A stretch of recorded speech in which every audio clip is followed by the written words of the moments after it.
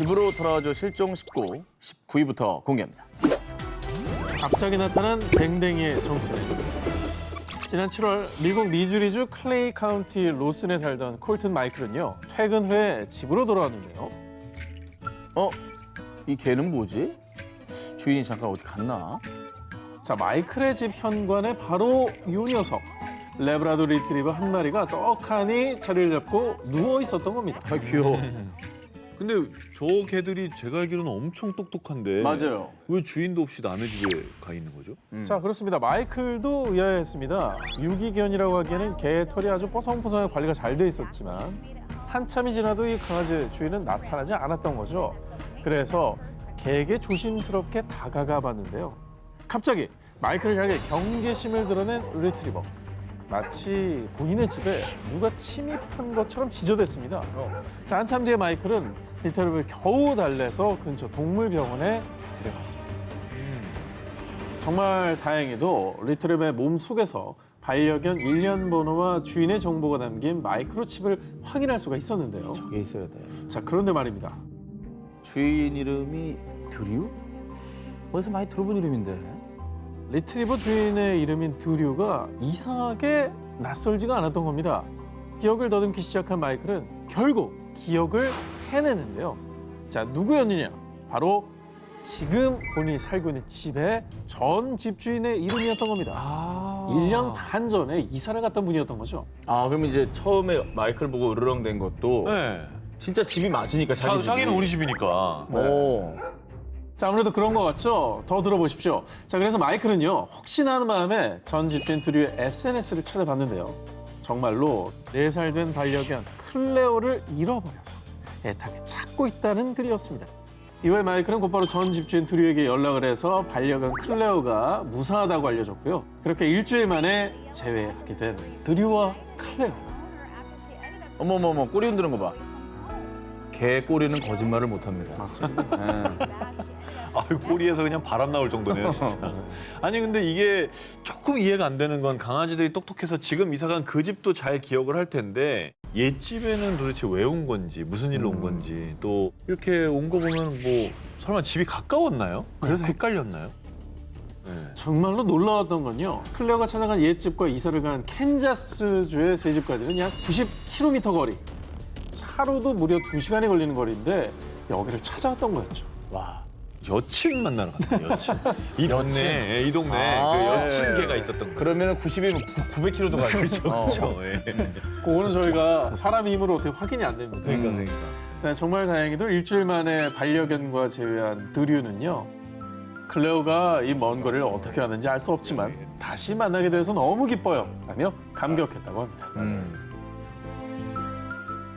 집으로 돌아와줘 실종 18위 공개합니다.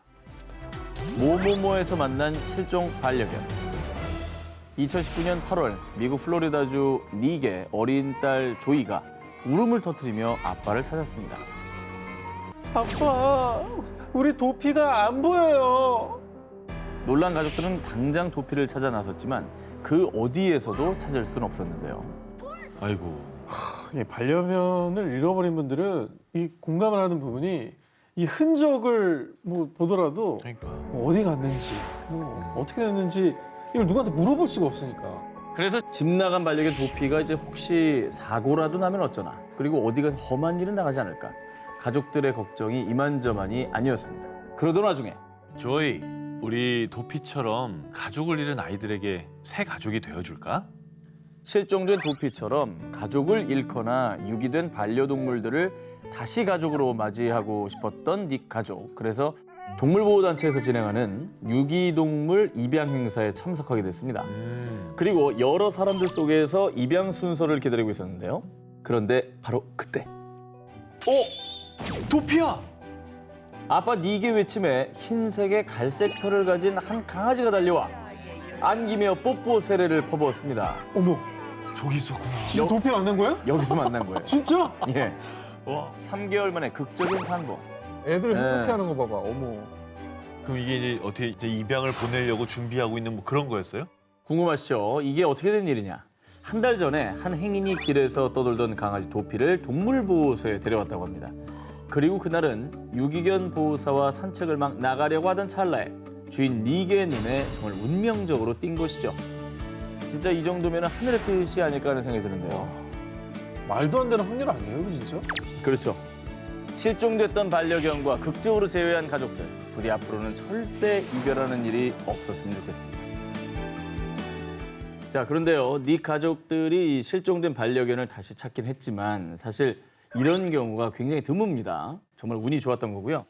그래서 늘 하는 얘기가 그 동물 등록제라는 걸 네. 좀 했으면 좀 더 빨리 만났을 거 아니에요? 해야 돼요. 목걸이나 펜던트. 네, 그냥 달아주면 되는 거거든요. 그치. 아직 등록하지 않은 분이 계시다면 꼭 빨리 하시기 바랍니다. 집으로 돌아오죠. 실종 19, 17일을 공개합니다. 올해 7월 3일 너튜브 구독자 수 약 400만 명을 보유한 가수 아이유 씨가 올린 한 영상. 당시 이 영상은 진짜 갓 지은 갓이유다라며 인터넷에서 대화제가 됐는데요. 브이로그 같은요? 그냥 매번 어떤 올리던 영상인 것 같은데요. 그러니까. 하지만 이 영상을 끝까지 보면요. 네.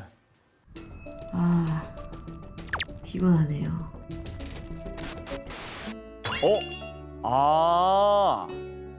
당시 나이 만 8세, 2010년 충남 서산시 부석면 강당리에서 실종 아동 찾기 캠페인 광고를 한 겁니다.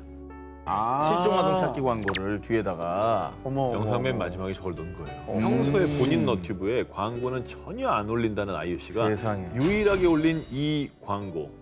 아이유 씨가 이 광고를 올리게 된 이유는 뭐였느냐? 실종 아동을 찾는 데 도움이 되고 싶어요. 라며 먼저 직접 아동 관련 기관에 문의한 뒤 본인의 너튜브 영상에 실종 아동 찾기 캠페인 광고를 올린 거라고 합니다. 그리고 광고가 공개된 뒤 실종 아동을 찾기 위한 아이유 씨의 따뜻한 마음이 전해져서요. 4일 만에 무려 약 55만 뷰를 기록하며 대화제. 많은 사람들이 다 함께 김일영 군이 가족의 품에 돌아오길 간절히 기원했습니다. 그러면 55만 분이 보신 거 아니에요? 이게 저게 많이 보는 영상에다 올렸다는 거는 저 자체가 선한 영향력이고 그리고 그 실종 아동 광고가 갑자기 확 튀어나왔어요. 맞아요. 막 몰입하고 있는데 딱 떠가지고 더 볼 수밖에 없게끔 배를 했네요. 여러분, 다시 한번 이 광고를 잘 봐주시기 바랍니다. 부디 무사히 가족들의 품으로 돌아올 수 있기를 우리 모두의 관심이 절실히 필요한 때입니다. 집으로 돌아오죠. 실종 19, 16일을 공개합니다.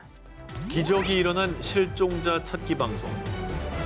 2013년 5월 29일 미국 메인주 리밍턴의 한 경찰서로 다급한 신고 전화가 걸려왔습니다. 제발 저희 아버지 좀 찾아주세요. 흰 셔츠에 청바지를 입고 계셨거든요. 오후 4시쯤 자택에서 사라진 뒤 행방불명된 70대 치매 노인 로버트 맥도널을 애타게 찾는 가족의 실종 신고였습니다. 아이고, 이게 치매 어르신이면 걱정이 두 배죠. 네, 얼마나 또 자식들이 걱정을 많이 하셨겠어요. 실종된 치매 노인 맥도널을 찾기 위해 지역 경찰서, 소방서에서 출동했지만 안타깝게도 그 어디서도 그의 행방을 찾을 수가 없었는데요.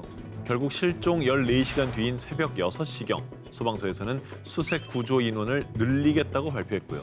또 메인주의 한 지역 방송국에서는 실종 노인 찾기 긴급 생방송을 준비했습니다. 그리고 생방송 연결 전 리포터 칼 코스는 리밍턴의 한 거리에 나가 맥도널 실종 소식을 전하기 위해 준비 중이었습니다. 그런데 바로 그때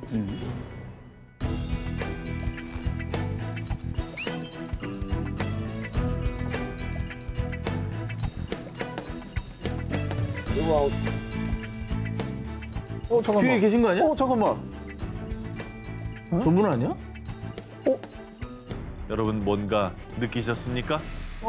느꼈어. 지금 리포팅 해야 되는데 그분이 계속 눈에 밟히는 거야. 그죠? 흰 셔츠와 청바지. 그러니까 일단 인상 차이가 똑같잖아요. 그러니까. 네, 뭐야? 리포터 뒤로 지나간 노인이 바로 실종 노인 찾기 방송의 주인공인 로버트 맥도너였습니다. 대박이다 진짜. 와. 실종된 노인의 인상착의를 숙지하고 있던 리포터 칼코스가 매 눈으로 길을 지나던 노인의 인상착의를 확인했고요. 야. 그가 실종된 노인 맥도너라는 걸 알아차린 겁니다. 와, 어떻게 또 이런 우연이 있을 수 있지? 난 진짜. 맞죠. 자, 그리고 이후에 긴급 편성됐던 실종 노인 찾기 방송은요.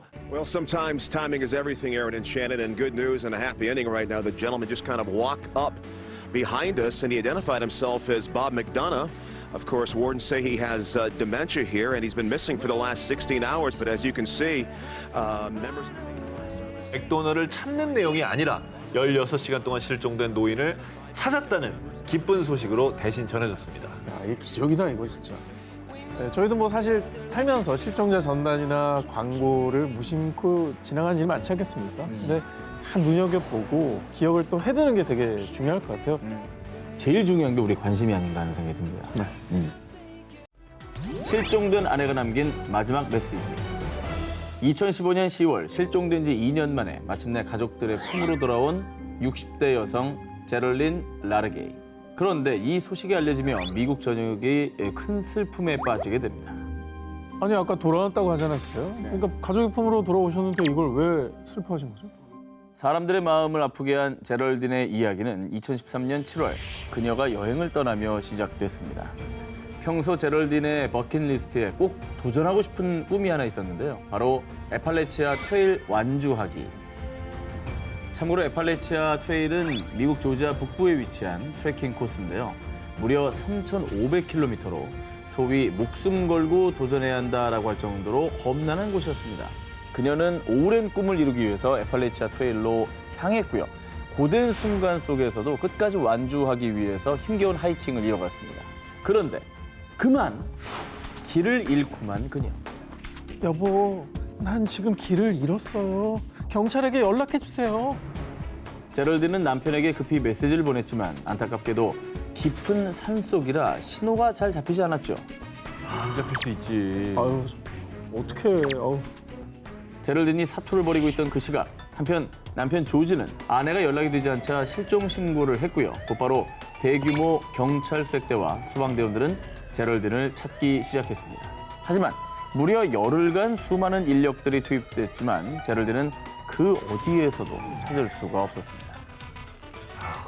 아유, 이거 어떡하냐.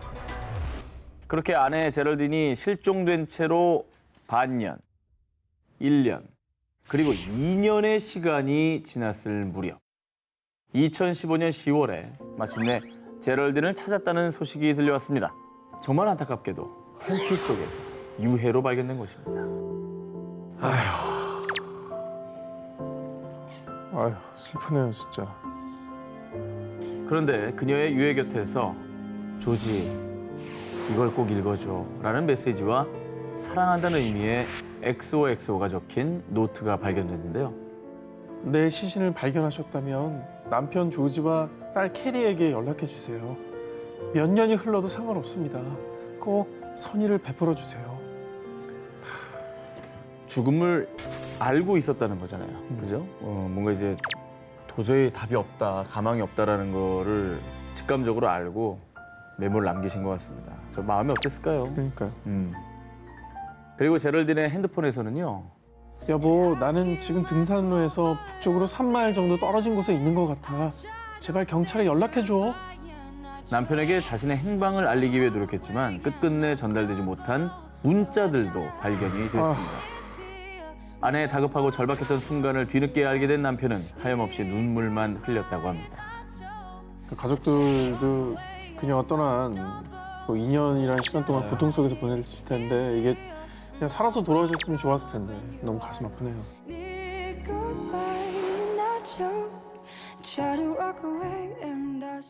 집으로 돌아와줘 실종 19, 14위를 공개합니다. 밀림에서 만난 생명의 은인? 남미 볼리비아에 위치한 마디디 국립공원. 때묻지 않은 거대한 원시 자연이 보존된 것으로 볼리비아의 아마존이라 불리는 곳입니다. 실내에서 온 관광객 20대 남성 메이쿨이 마디디 국립공원 투어 프로그램을 통해 이곳을 찾게 됐습니다. 그런데 투어 첫날 저녁 혹시 메이쿨 못 봤어요? 방금까지 여기 있었는데? 갑자기 사라진 메이쿨이 한동안 돌아오지 않자 실종됐다고 판단. 사람들은 밀림을 샅샅이 수색했는데요. 하지만 하루가 지나고 이틀이 지나도 아무 진전이 없었습니다. 생존 전문가한테 사막보다 오히려 더 위험할 수 있다. 아 진짜? 왜냐하면 해충이나 독 있는 생물들이 더 많기 때문에. 그런데 실종 6일째 되던 날 진흙탕 속에서 메이쿨의 양말 한 짝이 발견됐습니다. 불안해 또. 양말만 발견되면 안 되지. 이게. 그런데 메이쿨이 실종된 지 9일째 되던 날 정말 기적적으로 마지막 목격 장소인 오두막과 약 1.6km 떨어진 곳에서 드디어 메이쿨을 찾았습니다. 진짜? 9일 만에? 발견된 메이쿨은 발이 퉁퉁 붓고 매우 지친 상태였지만 다행히 생명의 지장은 없었는데요. 야, 이거 진짜 기적이네. 운이 너무 좋았는데 대체 어떻게 살아남은 거예요? 메이쿨은 정말 믿기지 않는 말을 했는데요. 원숭이들이 저를 살려줬어요. 잠시 밀림에 들어왔다가 다시 오두막으로 돌아가려고 했는데 아무리 걸어도 되돌아온 길을 가도 마치 쳇바퀴를 돌듯 제자리를 맴돌았다는 그 메이쿨은 한참을 헤매면서 체력도 점점 떨어지고 탈진까지 했다는데요. 그런데 정말 정신을 잃으려 했을 때쯤 생명의 은인, 아니 동물, 원숭이 무리가 나타나답니다. 그리고 그 야생 원숭이들을 따라가 보니 그곳에 물이 있었답니다. 어머. 그리고 심지어는요. 진짜 이거 나 주는 거야? 먹어도 돼? 메이쿨이 굶주림에 지친 걸 알았을까요? 어머. 원숭이들이 나무 위에 열매도 떨어뜨려줬답니다. 그래서 정말 천만다행으로 메이쿨은 그 열매로 극심한 허기도 채울 수 있었답니다. 그리고 원숭이 무리를 따라다닌 덕분에 안전한 곳에서 지내면서 맹수의 공격도 피할 수 있었다고 합니다. 집으로 돌아오죠. 실종 19, 13일을 공개합니다.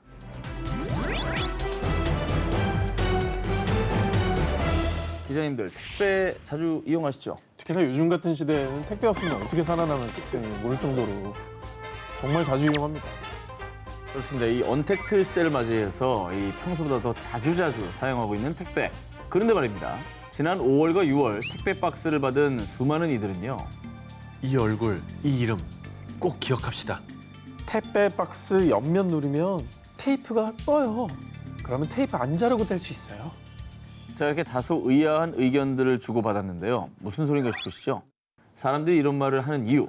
바로 택배 박스에 붙어있는 호프 테이프 때문이었습니다. 저런 게 있었어요? 5년 이상 찾지 못한 아동들은 무려 638명. 600명이 넘어요.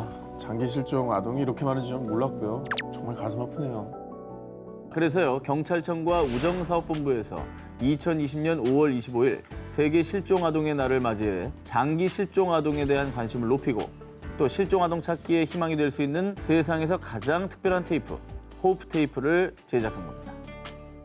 호프 테이프를 자세히 보면요.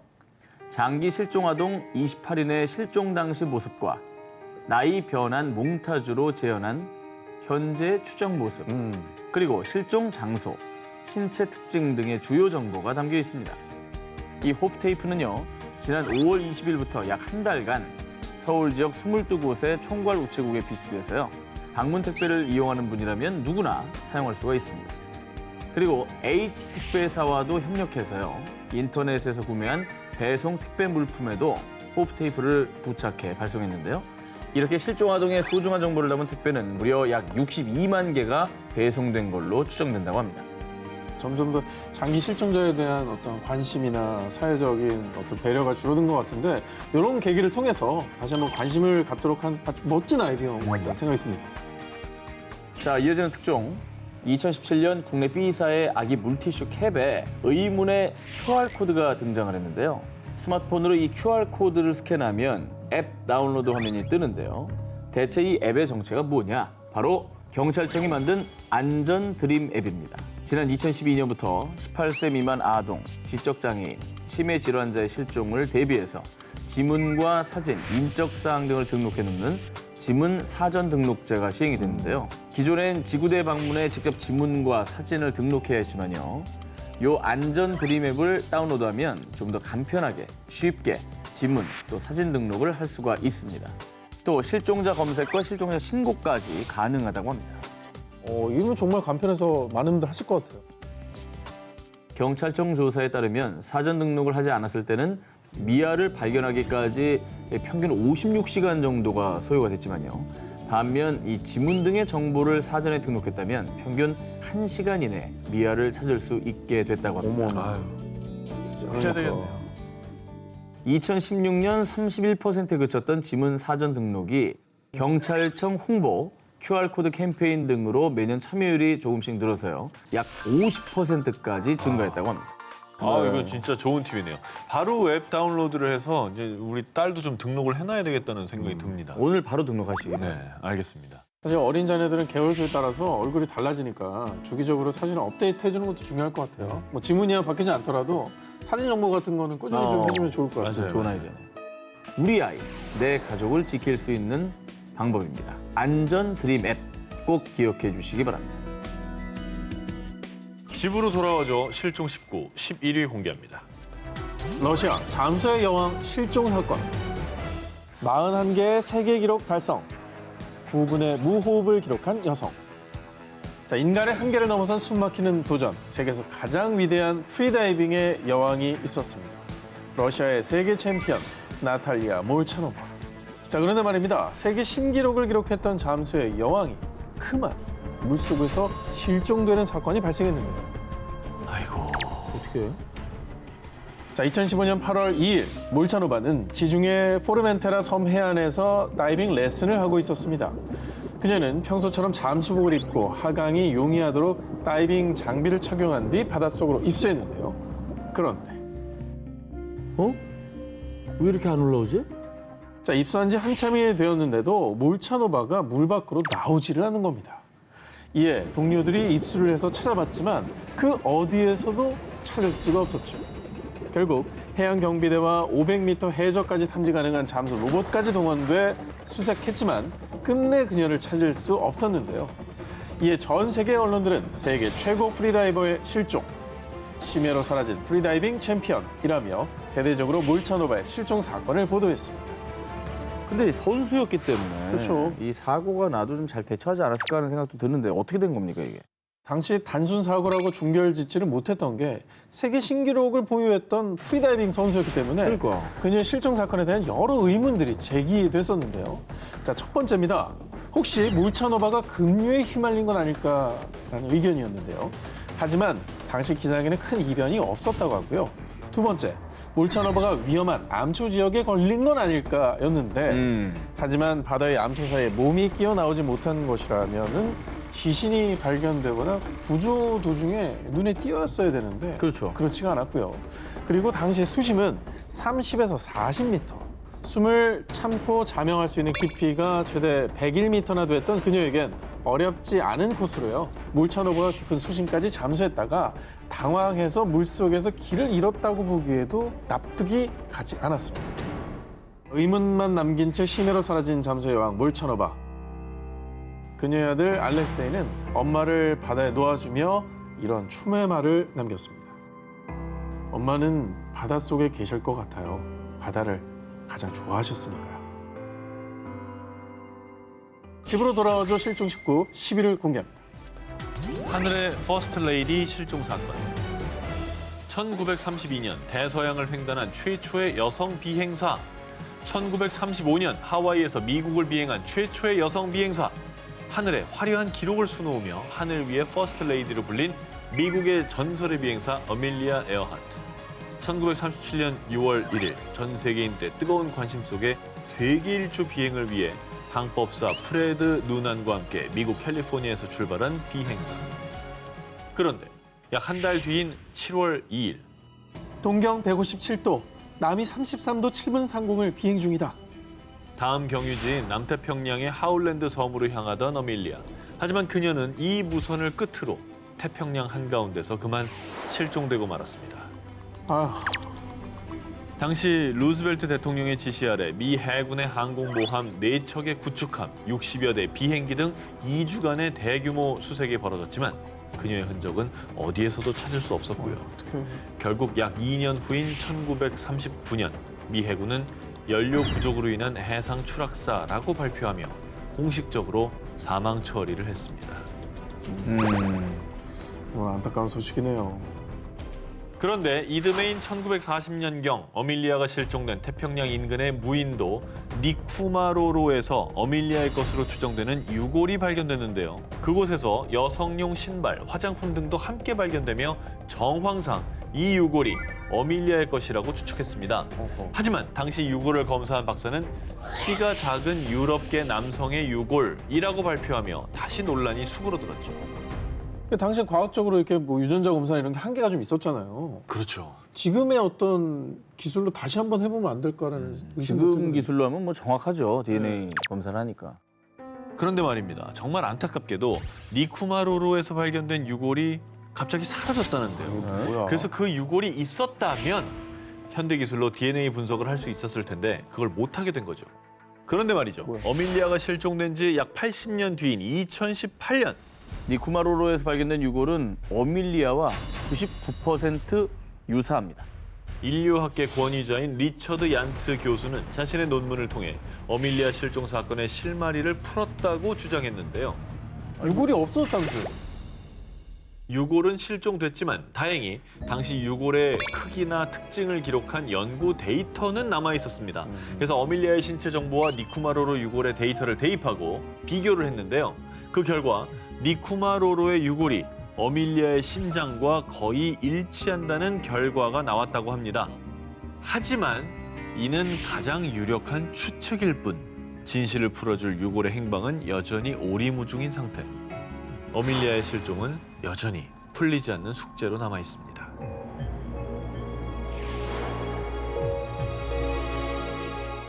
아르헨티나 잠수함 실종, 그날의 기록.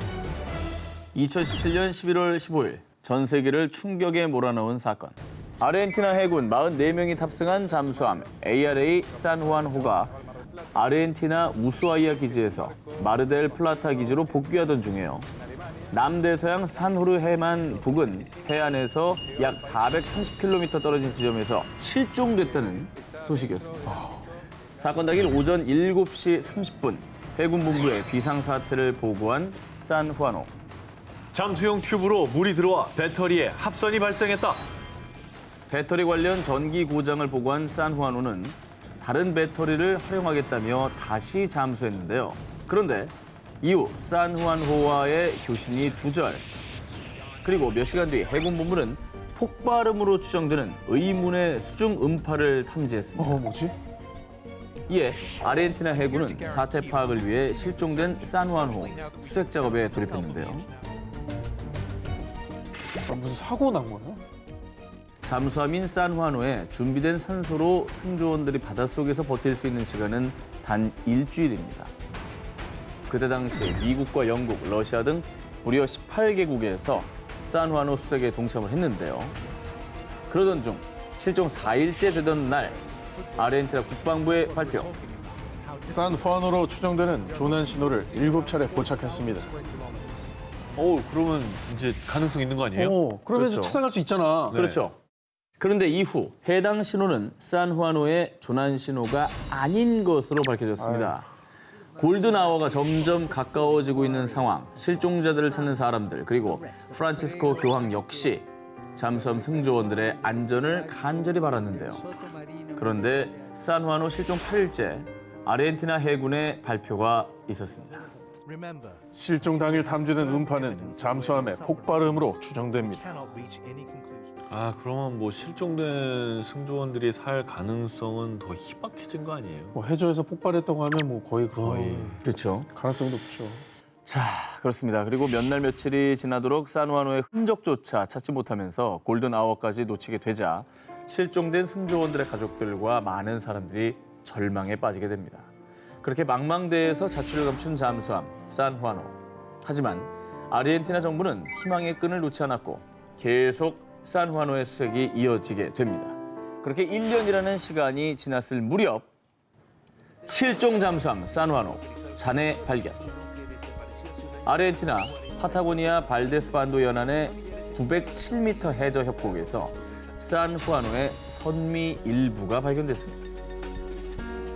어디? 자, 실제 잔해 모습을 보여드리겠습니다. 있네. 있죠. 잔해는 참혹했던 사고 당시의 모습을 보여주고 있는 듯한데요. 현재는 산후안호의 침몰 위치가 해안에서 너무 멀고 수심이 깊기도 하고요. 또 여러 문제가 있어 인양이 미뤄지고 있다고 합니다.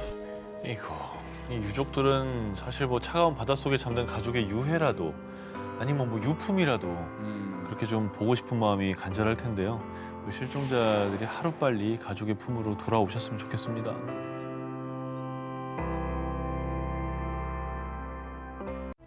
죽순 채집 여아 행방불명 사건.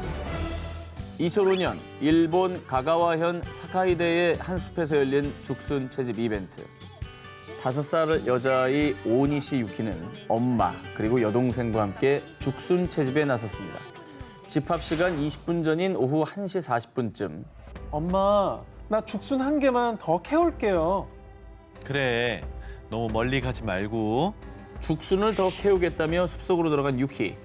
그런데 그것이 유키의 마지막 모습이었습니다. 아휴, 유키가 집합 시간인 2시가 넘어도 돌아오지 않자 무슨 일이 일어났음을 직감한 엄마는 다른 참가자들과 함께 숲을 수색했지만 유키는 그 어디에도 보이지 않았습니다.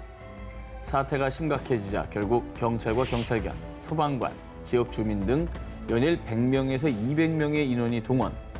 며칠에 걸쳐 총 3천여 명의 인력이 투입돼 숲속 구석구석은 물론 연못 바닥까지 수색했지만 끝내 유키를 찾지는 못했습니다. 아, 이거 어떻게 저렇게 사라져버리는 걸까, 정말.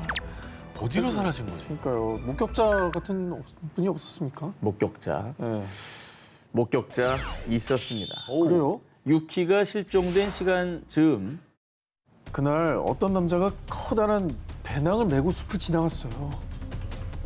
그래서 경찰은 경찰견을 다시 투입해 유키의 채취를 추적했습니다. 그런데 냄새를 쫓던 경찰견은 숲속 한가운데 대나무 몇 그루만 덩그러니 놓여있는 휑한 장소에서 갑자기 발걸음을 멈추더니 더 이상 움직이지 않았다고 합니다. 아, 네. 게다가 다른 경찰견 역시 같은 장소에서 추적을 멈췄다고 합니다. 그런데 그곳에선 아무것도 발견된 게 없었죠. 뭐 차라리 다행인 거죠. 그러니까 아직 살아있다는 희망을 또 가질 수 있으니. 근데 이제 그 많은 인원들이 수색을 했는데 저기서 못 찾았다는 거는 진짜 납치 아니면 좀 불상사가 일어나는 게 아닐까라는 추측이 들거든요. 정말 여러 의문이 드는데요. 이곳은 자동차가 들어올 수 없는 곳이었다고 합니다. 그리고 납치를 설사 했다 해도 상공에서 헬기를 타고 이동하지 않는 이상 유키를 데려가는 모습이 다른 사람들에게 목격이 됐을 겁니다. 자, 이외 이 안타까운 실종 사건에 일본 언론들은 수수께끼만 남은 소녀의 행방, 미스터리한 소녀의 실종 사건이라며 대대적으로 보도했고요. 일본 방송사 역시 유키의 실종 사건을 분석하며 수차례 소개했습니다. 하지만 미스터리만 남긴 유키의 실종.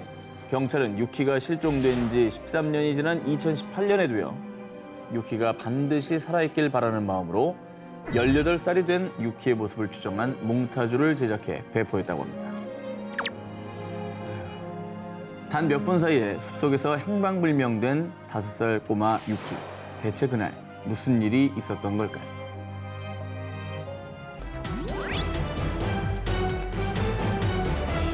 (2019년 9월) 미국 플로리다주 웰링턴에 위치한 한 호수. 경찰은 이 호수에서 낡은 흰색 자동차를 끌어올렸는데요. 그런데 사람들은 모두 깜짝 놀랐습니다. 그 이유, 자동차 안에서 백골 시신 한 구가 발견됐기 때문인데요. 자, 약 일주일 뒤 경찰 조사 결과 백골 시신의 주인은 바로 1997년 11월 플로리다에서 실종된 40세 남성 윌리엄 몰트였습니다. 당시 윌리엄은 클럽에 방문한 뒤 여자친구에게 보낸 금방 집에 갈게 라는 메시지를 마지막으로 흔적도 없이 실종. 실종된 지 무려 약 22년 만에 엄마의 품에 돌아오게 된 그. 세상 22년 만에. 아유, 20년이면 가족들은 무슨 마음으로 그 20년을 보냈을까, 진짜. 근데 이제 뭐 어쨌든 세월이 꽤 지난 건데 22년 만에 발견이 어떻게 된 거죠? 장기 미제 실종 사건으로 남을 뻔한 윌리엄 실종의 흔적을 찾아낸 것은 다름 아닌 위성 지도 서비스인 구피어스 때문이었습니다. 자, 시신 발견 한 달 전인 2019년 8월경 헨리는 우연히 자신이 살던 동네 웰링턴을 구피어스로 살펴보던 중 호수에 있는 게 뭐지? 자동차인가? 자, 호수에서 이상한 점을 발견하고 확대를 해보니 자동차로 추정되는 물체가 호수에 잠겨 있는 것을 확인하게 된 거죠. 야, 저걸 또 어떻게 봤네. 그래서 그때 자신이 살던 집의 새 주인에게 연락을 취해서 이 사실을 알렸습니다. 어머머. 그리고 헨리의 연락을 받은 새 집주인은요. 드론으로 호수에 잠긴 자동차를 확인한 뒤에 경찰에 신고를 했던 겁니다. 야, 그렇게 발견이 된 거예요? 자, 그렇게 모두의 관심과 노력으로 무려 22년 만에 윌리엄은 그를 애타게 기다렸던 가족들의 품으로 돌아올 수 있었는데요. 그리고 이 사실이 알려지자 언론에선 22년간 실종된 사람을 찾은 구피어스라고 보도했습니다. 사실 차를 발견했어도 뭐 설마 저게 차겠어 하고 모른 척하고 지나갔을 수도 있는데 그렇죠. 그거를 연락해준 사람의 노력 덕분에 22년 만에 이 가족의 품으로 돌아온 것 같습니다. 집으로 돌아와줘. 실종 19, 6위를 공개합니다. 1997년 6월 14일 일본 미에현 17살 고등학생 야마 유코는 오후 8시 30분경 자전거를 타고 친구 마이의 집으로 향했습니다. 나 10분 뒤면 도착해. 이따 봐. 공중전화로 친구에게 메시지를 남긴 유코. 하지만 그 전화가 마지막이었습니다. 아이고. 갑자기 사라진 유코. 가족들은 사라진 유코를 찾기 위해 온 동네를 돌아다녔고 결국 경찰에 실종 신고까지 했죠. 한편 친구 마이는 신라 같은 희망을 안고 유코의 무선 호출기에 자택 전화번호를 남겼습니다. 그런데 유코가 실종되고 이틀 뒤 마이의 집으로 걸려온 한 통의 전화. 네? 유코 무선 호출기를 갖고 있다고요? 난 요코란 사람 몰라. 그냥 무선 호출기를 주운 것뿐이야. 아, 호출기를 주었다고요? 어디서요? 그게 아니라 내가 유코에게 돈을 빌려주고 무선 호출기는 담보로 받은 거야. 갑자기 말을 번복한 그 전화 속 남성이 의심스러웠던 마이는 그 남성과 만나기로 약속했는데요. 하지만 마이가 경찰과 동행한 걸 눈치챘는지 그 남성은 약속 장소에 나타나지 않았습니다. 대신 며칠 뒤 다시 마이에게 연락했어요. 한 버스 정류장에 실종된 유코의 무선 호출기만 두고 사라진 남성. 모든 게 너무 의심스러워요, 지금. 말이 막 바뀌고 막 이러니까. 그 남성은 며칠 뒤 무선 호출기를 잘 돌려받았냐며 또다시 마이에게 연락했는데요. 뭐야? 그런데 이때 경찰이 위치 추적에 성공해 그 의문의 남성을 체포할 수 있었습니다. 어우, 다행이다. 남성의 정체는 당시 48세였던 타츠야. 조사 결과 그는 강간, 강도 등의 혐의로 12년간 복역했다가 얼마 전에 출소한 것으로 밝혀졌는데요. 허허. 그런데 말입니다. 과거 그의 강도 수법이 자전거를 탄 여자를 밀친 후 금품을 강탈하는 거였다고 합니다. 유코, 그래. 유코도 자전거 타고 있었잖아요. 그러네. 수상한 점은 이뿐이 아니었습니다. 경찰이 위치 추적으로 처음 타츠야를 발견했을 때 타츠야는 유코의 손수건을 가지고 있었고요. 뭐야? 수사 도중에는 타츠야의 차 안에서 유코의 모발과 유코의 한자 사전이 발견됐는데요. 그리고 타츠야의 승합차 좌측 범퍼에는 무언가와 충돌한 흔적도 남아 있었죠. 게다가 유코가 실종된 당일 공중전화 박스에서 전화 중인 학생 옆에 승합차가 정차해 있는 걸 봤어요. 타츠야의 승합차와 같은 색, 같은 차종이 실종 직전 유코 주변에서 있다는 걸 봤다는 목격자가 나타난 겁니다. 그리고 타츠야가 범인이라면 유코가 어디 있는지 이거 얘기해줘야 되는 거 아닙니까? 단서를 쥐고 있다니까요. 저 알고 있는 것 같거든요. 당시 경찰은 타츠야를 유코 실종 사건의 유력한 용의자로 보고 수사했습니다. 그런데 난 범인이 아니에요. 유코에게 돈을 빌려줬을 뿐이라고요. 자신의 무죄를 주장한 타츠야. 그리고 수사 결과 경찰은 타츠야가 범인이라는 명확한 증거를 찾지 못하면서 결국 타츠야는 증거 불충분으로 석방됐습니다. 그렇게 유코 실종 사건은 23년이 지난 지금까지도 장기 미제 실종 사건으로 남아 있습니다. 유코의 부모님은 지금도 희망의 끈을 놓지 않았고요. 유코의 실종 당시 모습이 담긴 전단을 배포하며 이 전단을 나눠주는 게 마지막이길 바란다 라며 유코가 돌아오길 기다리고 있습니다. 집으로 돌아와줘 실종 19 5위 공개합니다. 한국판 버뮤다 삼각지대. 한국에서도 버뮤다 삼각지대 같은 마의 해역이 있다고 합니다. 우리나라도 있어요? 그렇습니다. 우리나라에? 우리나라에 그런 데가 어디 있지? 2004년 1월 마라도 남서쪽 55km에서 어선 A호 실종. 2005년 1월 마라도 남서쪽 305km에서 어선 B호 실종. 2005년 12월 마라도 남서쪽 65km에서 어선 C호 실종. 자, 2004년에서 2005년 사이 실종된 배 3척의 공통점.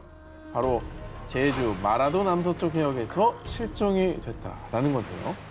당시 사건이 발생했을 때마다 해경과 해군은 잠수함을 탐지하는 장비를 갖춘 광역 초계기, 구조헬기, 경비함정, 어선 등을 급파해 대대적인 수색을 실시했는데요. 하지만 세 척의 어선은 물론 선원들의 흔적조차 찾을 수 없었습니다. 흔적이라도 찾을만 한데. 근데 한국판 버뮤다라고 불릴만 하네 보니까. 네. 보통 어선이 침몰되면 기름기나 그물 같은 잔해, 부유물들이 발견된다고 합니다. 그렇지. 그런데 실종된 세 척의 어선 모두 부유물은 물론 침몰 위치를 알 수 있는 위치 추적 장치조차 발견되지 않았습니다. 그래서 실종 사건을 수색한 해경조차 어선이 침몰하면 반드시 많은 흔적을 남기는데 이렇게 아무 흔적도 없는 건 해경 역사상 처음이다라는 말을 남길 정도였다고 합니다. 아, 이 배가 꽤 클 텐데 어떻게 저렇게 흔적이 안 나오죠? 마라도 해역이 제2의 버뮤다로 불리는 또 다른 이유가 있는데요. 실제 버뮤다 해역에는 메탄가스가 분포되어 있는데 일부 과학자들은 버뮤다에서 수많은 실종 사고가 일어나는 원인 중에 하나로 이 메탄가스를 지목하고 있습니다. 왜? 해저에서 갑자기 메탄가스가 분출이 되면 큰 거품 덩어리가 배를 둘러싸는데 이때 물의 밀도가 낮아지면서 배가 부력을 상실해 바닷속으로 빨려 들어간다는 거죠. 어머나. 자, 그런데 2009년 한국해양연구소 소속의 한 박사에 따르면 실종 사고가 난 마라도 해저에도 메탄가스가 매장되어 있다는 점에 주목. 즉 메탄가스가 매장된 버뮤다 해역처럼 메탄가스가 있는 마라도에서도 의문의 실종 사고가 발생하는 게 아닌가라는 추측을 내놨던 겁니다. 아직 원인이 정확히 파악되지 않았지만 이 근처에서 조업을 하시는 분들, 운항하시는 분들 또 각별히 조심해야겠다는 생각이 듭니다.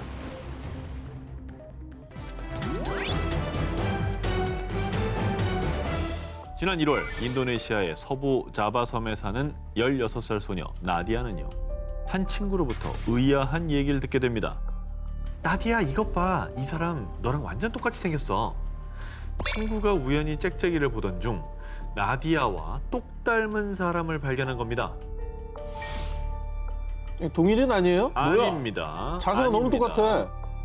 근데 거의 뭐 쌍둥이라고 해도 근데 이게 모르는 맞아. 사람 둘 사진이에요, 그러면? 전혀 서로 만난 적도 없는 사람 둘 사진. 너무 닮았다. 네. 그럴 수가 있지. 이후 나디아는 호기심에 자신과 닮은 나빌라라는 소녀의 SNS 짹짹이를 자세히 살펴봤는데요. 그런데 정말 신기한 게 두 사람이 얼굴만 닮은 게 아니라 생년월일까지 같았던 겁니다. 어허, 뭐야. 쌍둥이잖아. 쌍둥이. 쌍둥이잖아. 근데 이렇게 막 잃어버린 쌍둥이 아니에요? 그거네. 이후에 나빌라에 대한 궁금증이 점점 커진 나디아는 나빌라의 짹짹이 계정으로 메시지를 보냈고요. 자신의 짹짹이에 정말 나에게 쌍둥이가 있을까? 라는 글과 함께 자신과 나빌라의 사진을 게재했습니다. 그런데 마침 이 게시글을 본 누리꾼 수사대는요. 우리가 나빌라를 찾아줍시다! 라며 SNS를 샅샅이 수색한 끝에 이번엔 나빌라의 다른 SNS, 별스타그램 계정을 찾아줬고요. 나디아가 다시 한번 메시지를 보내봤는데요. 읽었나요? 그런데 드디어 나디아의 메시지를 읽고 영상통화까지 하게 된 두 사람. 게다가 키, 몸무게뿐 아니라 좋아하는 가수, 좋아하는 음료 등 취향까지 닮아 있었습니다. 그래서 나디아에게 각자 부모님에게 물어보자고 했습니다. 아이고, 어떡해. 그런데 엄마, 혹시 나 쌍둥이였어? 네가 그걸 어떻게 알았어? 세상에나 이런 일이 다 있습니다. 대박. 그리고 이 두 쌍둥이가 또 다른 충격적인 내용을 듣게 됐는데요. 어머? 사실 나디아와 나빌라는 세 쌍둥이였다고 합니다. 뭐야? 하지만 안타깝게도 세 쌍둥이 중 다른 한 명의 행방은 알지 못했는데요. 그래서요, 정말 기적 같은 우연으로 16년 만에 다시 만나게 된 쌍둥이 자매 나디아와 나빌라는 또 한 명의 다른 쌍둥이 자매를 찾고 있다고 합니다. 집으로 돌아와줘. 실종 19 1위 후보 헤드라인을 공개합니다.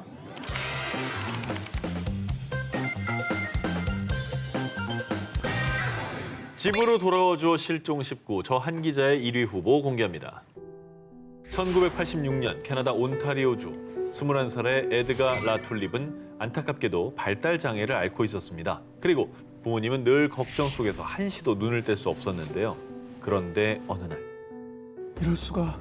대체 어디로 간 거니, 에드가? 극단적인 선택을 시도해 병원에 입원했던 에드가가 갑자기 사라진 건데요. 경찰 수사 결과 에드가는 나이아가라 폭포로 향하는 버스를 탄 것이 확인됐습니다. 어머, 어떡해. 한 번도 혼자 멀리 간 적이 없었기에 부모님은 걱정이 이만저만이 아니었죠. 그렇죠. 얼마나 걱정이 크겠습니까? 게다가 또 폭포가 얼마나 큽니까? 그러니까요. 뭐 떨어지면 어떻게 걱정 진짜 많이 하셨을 것 같아요. 어떻게 찾아야 되죠? 경찰과 가족들은 에드가를 찾기 위해 전단을 배포해 도움을 요청했는데요. 하지만 희망적인 연락은 오지 않았습니다. 어떡해. 정말 한순간에 아들을 잃은 부모님은 절망에 빠졌고요. 아픈 아들이 혹여나 잘못된 것은 아닐까 걱정 속에 하루하루를 보냈죠. 진짜 매일매일이 지옥이셨을 것 같아요. 아들도 아프니까 더 걱정되지. 보살핌 받아야 되는데. 흔적도 없이 사라진 에드가 한 해 한 해 갈수록 가족들의 고통은 깊어갔고요. 그렇게 무려 30년이 흘렀습니다. 어휴. 그런데 2016년 2월의 어느 날 엄마 실비아에게 다급히 걸려온 전화 한 통. 여기 경찰서인데요. 에드가 씨 보호자분 맞으시죠? 에드가 씨 찾았어요. 무려 30년 만에 에드가를 찾았다는 전화가 온 겁니다. 30년 만에? 30년 만에. 아니 그러면 지금까지 대체 어디에 계시다 이렇게 기적적으로 돌아오신 거예요? 이게 어떻게 된 일이냐? 30년 전 에드가가 나이아가라 폭포로 향하던 날 인근 도시 세인트 캐서린스에서 그만 발을 헛디뎌 넘어지는 사고가 발생. 그 충격으로 머리를 크게 다친 에드가는 그렇게 자신의 이름도 가족에 대한 기억도 전부 잃어버렸다고 합니다. 하지만 정말 다행히도 한 사회복지사의 도움으로 지금까지 잘 지내고 있었던 건데요. 정말 다행이네. 그런데 말이죠. 모든 기억을 잃은 채 살고 있던 어느 날 기억나. 기억난다고? 내 이름은 에드가 라툴립이고 내가 살던 곳은 온타리오주 키치너야. 아니 진짜 세상에 이런 일이네. 그래서 에드가의 생활을 돕던 사회복지사는 곧장 에드가 라툴립이라는 이름으로 미해결 실종 사건을 찾아봤고요. 같은 이름을 가진 실종자 전단을 발견했는데 그 사진 속 남성이 바로 에드가였죠. 사회복지사는 이 사실을 경찰에 알렸고요. DNA 대조 작업 결과 에드가와 가족들의 DNA와도 일치. 그렇지. 30년 만에 그토록 찾던 아들을 찾은 부모님은 미안함과 안도의 눈물을 흘렸다고 합니다. 다행이다. 그래도 가족들이 계속 희망의 끈을 놓지 않았던 덕분에 이렇게 기적 같은 일이 발생한 것 같아요. 그렇죠. 실종된 지 30년 만에 기적처럼 살아 돌아온 아들. 잃어버린 시간만큼 아니 그 몇 배로 가족 모두가 오래도록 행복하길 바랍니다. 집으로 돌아오죠 실종 19. 저 오 기자의 1위 후보 기사들을 공개합니다. 자, 중국 쓰촨성의 한 택시를 운전하는 택시 운전사 왕밍칭은 늘 승객이 탈 때마다 전단을 건네는데요. 저 혹시 저 이렇게 생긴 사람 보시면 꼭 연락 좀 부탁드립니다. 바로 어릴 때 잃어버린 자신의 딸을 찾는다는 전단이었습니다. 1994년 당시 왕밍칭은 쓰촨성 청두에서 아내와 함께 과일 장사로 생계를 꾸리고 있었는데요. 우리 딸이 어디 갔지? 자, 그가 손님 응대를 하느라 3살 딸 치펑에게 잠깐 눈을 뗀 사이 순식간에 딸이 사라져버린 겁니다. 아이고야. 부부는 딸을 찾기 위해 곧바로 동네방네 찾아다녔지만 결코 찾을 수 없었는데요. 그렇게 21년의 세월만 무심히 흘러가 버렸는데요. 21년? 그렇습니다.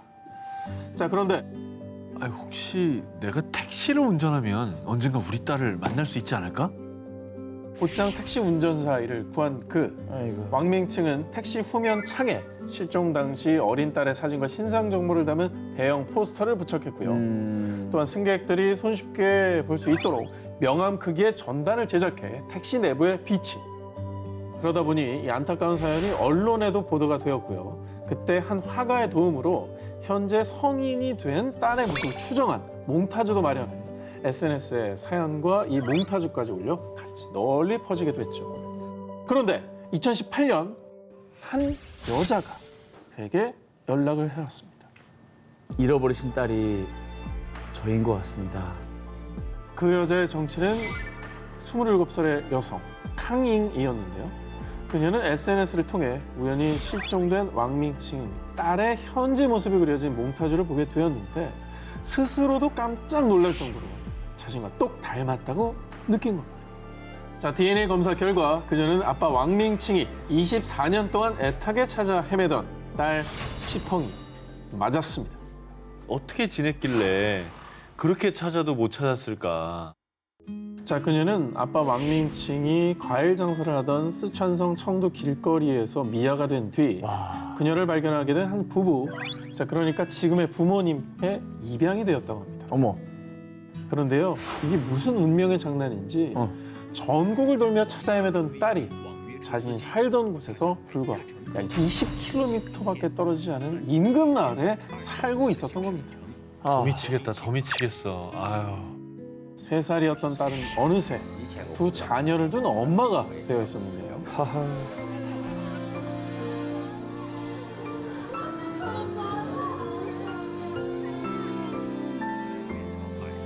아유.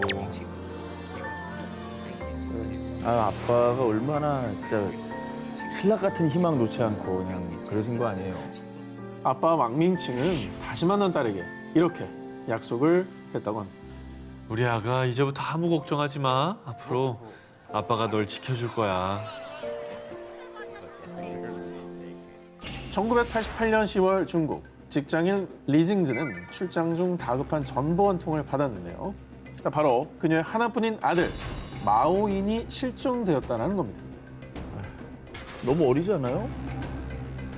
자, 며칠이 지나도 아들의 행방을 찾을 수 없자 마오인의 엄마는 회사도 그만두고 오직 잃어버린 아들을 찾기 위해 지하철, 버스 정류장 등등 곳곳을 다니면서요. 제발 우리 아들을 찾아주세요. 지나가는 시민들에게 아들의 사진과 인상착의가 적힌 전단을 배포했습니다. 그리고 지역 신문, 실종 아동을 찾는 TV 프로그램까지 출연. 정말 아들을 찾기 위해 할 수 있는 모든 것을 다 했는데요. 하지만 안타깝게도 끝내 아들을 찾지는 못했죠. 자, 그렇게 울분과 통곡 속에 10년, 20년의 시간이 흘렀지만 야, 차마 아들이 입었던 옷도 아들이 좋아했던 자전거도 버릴 수 없었던 엄마. 못 버리지. 이 웬일이에요? 이게 생리별 아니에요, 지금. 그렇습니다. 결국 심실이 지칠 대로 지친 엄마 리징즈가 병원에 입원을 하게 되었는데요. 이때 의사가 마음의 병을 치료하는 건 스스로에게 달렸습니다 라며 위로를 하자 엄마 리징즈는 한 가지 다짐을 하게 됐습니다. 비록 우리 아들을 찾지 못했지만 나처럼 힘들어하는 사람들을 도와주자. 마음의 병을 극복하기 위해 다른 실종 아동 가족들에게 도움의 손길을 내밀기 시작한 건데요. 세상. 13년 동안 묵묵히 실종 아동들을 찾기 위해 노력했고요. 그 노력들이 하늘에 닿아 29명의 실종 아동들이 가족과 재회를 할 수 있었다고 합니다. 아이고, 참 저러기 쉽지 않을 텐데 본인이 아픔이 있는 상태에서 자원봉사 저렇게 하셨네. 네. 자, 여러분, 그런데 말입니다. 아들이 실종된 지 무려 32년이 흐른 2020년 5월 그녀에게 찾아온 기적 같은 소식. 중국 공안은 지난 4월 1980년대 후반 산시성 시안에서 온 아이가 쓰촨성의 한 가정에 입양됐다라는 제보를 입수했는데요. 그런데 조사 결과 밝혀진 충격적인 사실. 당시 한 남성이 산시성 시안에서 2살 배기 아이를 납치한 뒤 한 부부에게 팔아넘겼던 겁니다. 몸이 이네 저거. 자, 그리고 안면 인식 기술과 DNA 검사 결과 그는 엄마 리징즈가 32년 전 잃어버린 아들 마오인이라는 사실이 확인됐다고 합니다. 장장 32년 만에 이뤄진 가족 상봉. 아이고, 세상에 처음 본 거 아니에요? 너무 가슴이 아파요. 아, 자, 그리고요, 엄마 리징즈가 아들을 찾았다라는 소식을 들은 날이 우리나라의 어버이날과 같은 중국의 어머니의 날이었다고 합니다. 이에 그녀는 내 생애 최고의 선물이라며 기뻐했는데요. 수년의 기다림 끝에 성사된 기적 같은 재회. 그 기적을 만든 건 부모의 위대한 사랑의 힘이 아닐까요? 흔적도 없이 사라진 자도 싶고 19일을 공개합니다. ABC 살인사건, 오리엔트 특급 살인사건 등 수많은 작품 속에서 반전의 반전을 거듭하는 사건들과 트릭들을 선보인 추리의 여왕, 에거사 크리스티. 그런데 아마 여러분 이 작품은 모르셨을 겁니다. 크리스티 본인조차 풀지 못한 아주 미스터리한 그녀의 미발표 작품을 긴급 입수했습니다. 재밌겠다 이거. 그녀의 미발표 추리극은 1926년 12월에 어느 늦은 밤 차를 몰고 집을 나선 여인이 실종되며 시작되는데요. 실종 이틀 후 여인의 집 인근 서리주에서 그녀가 몰고 나갔던 차가 발견. 당시 차는 마치 사고라도 당한 듯 도로를 벗어나 버려진 상태였습니다.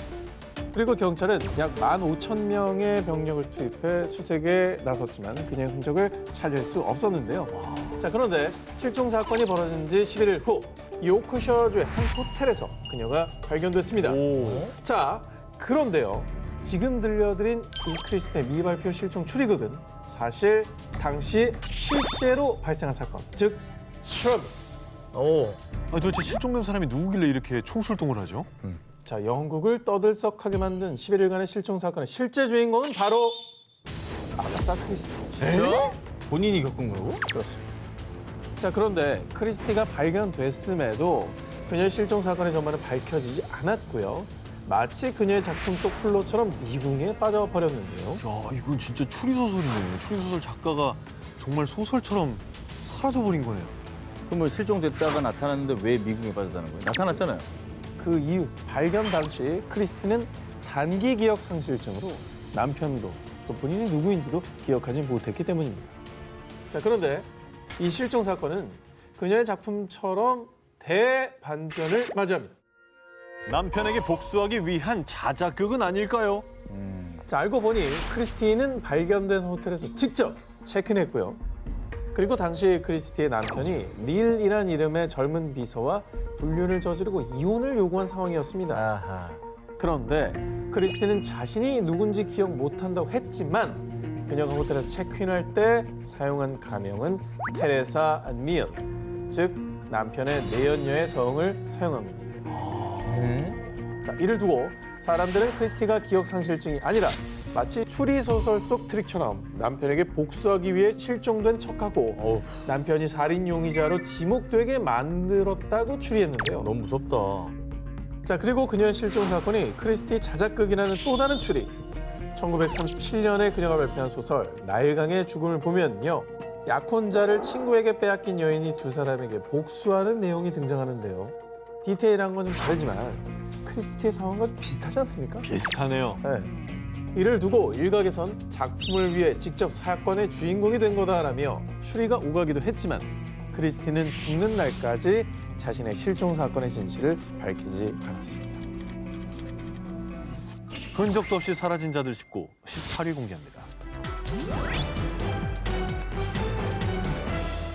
1845년 영국의 해군 장교인 존 프랭클린 경이 이끄는 탐험대 프랭클린 함에 에리버스호와 테러호가 템스강에서 출항했는데요. 이들의 목적은 북극 항로 개척. 대서양에서 북극을 건너 태평양으로 가는 가장 빠른 항로를 개척한다면 최단 거리로 화물 수송이 가능해지고 엄청난 경제적 효과를 누릴 수 있기 때문인데요. 일명 황금 항로 개척을 위해 이미 3번의 북극 탐험 경험이 있던 프랭클린 경과 129명의 선원이 대장정의 길에 오른 겁니다. 근데 경제적으로는 의미가 있는데 이제 대장 입장에서는 이거 뭐 선원들 안전이 걸린 문제 아닙니까? 북극을 뚫고 와야 되는데. 얼마나 추워요. 그러니까. 당시 프랭클린 함은 북극 항로 개척을 위해 3년치의 식량과 선원들이 편하게 지낼 수 있는 최고급 선박 시설을 갖췄고요. 만반의 준비를 하고 출항했습니다. 그런데 프랭클린 함은 출항한 지 얼마 되지 않은 그해 7월 26일 그린란드와 캐나다 사이의 베핀베이에서 목격된 것을 마지막으로 129명의 선원과 함께 흔적도 없이 모습을 감추고 말았습니다. 어머. 영국 해군은 그제야 사태의 심각성을 감지, 2만 파운드의 보상금을 내걸고 수색 대원들을 투입하는 등 실종된 프랭클린 함 찾기에 나섰습니다. 하지만 무려 11년에 걸쳐 드넓은 망망대해를 샅샅이 수색했지만 안타깝게도 실종된 선박도 사람들도 찾지 못한 채 해난 미제 사건으로 남았습니다. 아니 어디로 갔을까?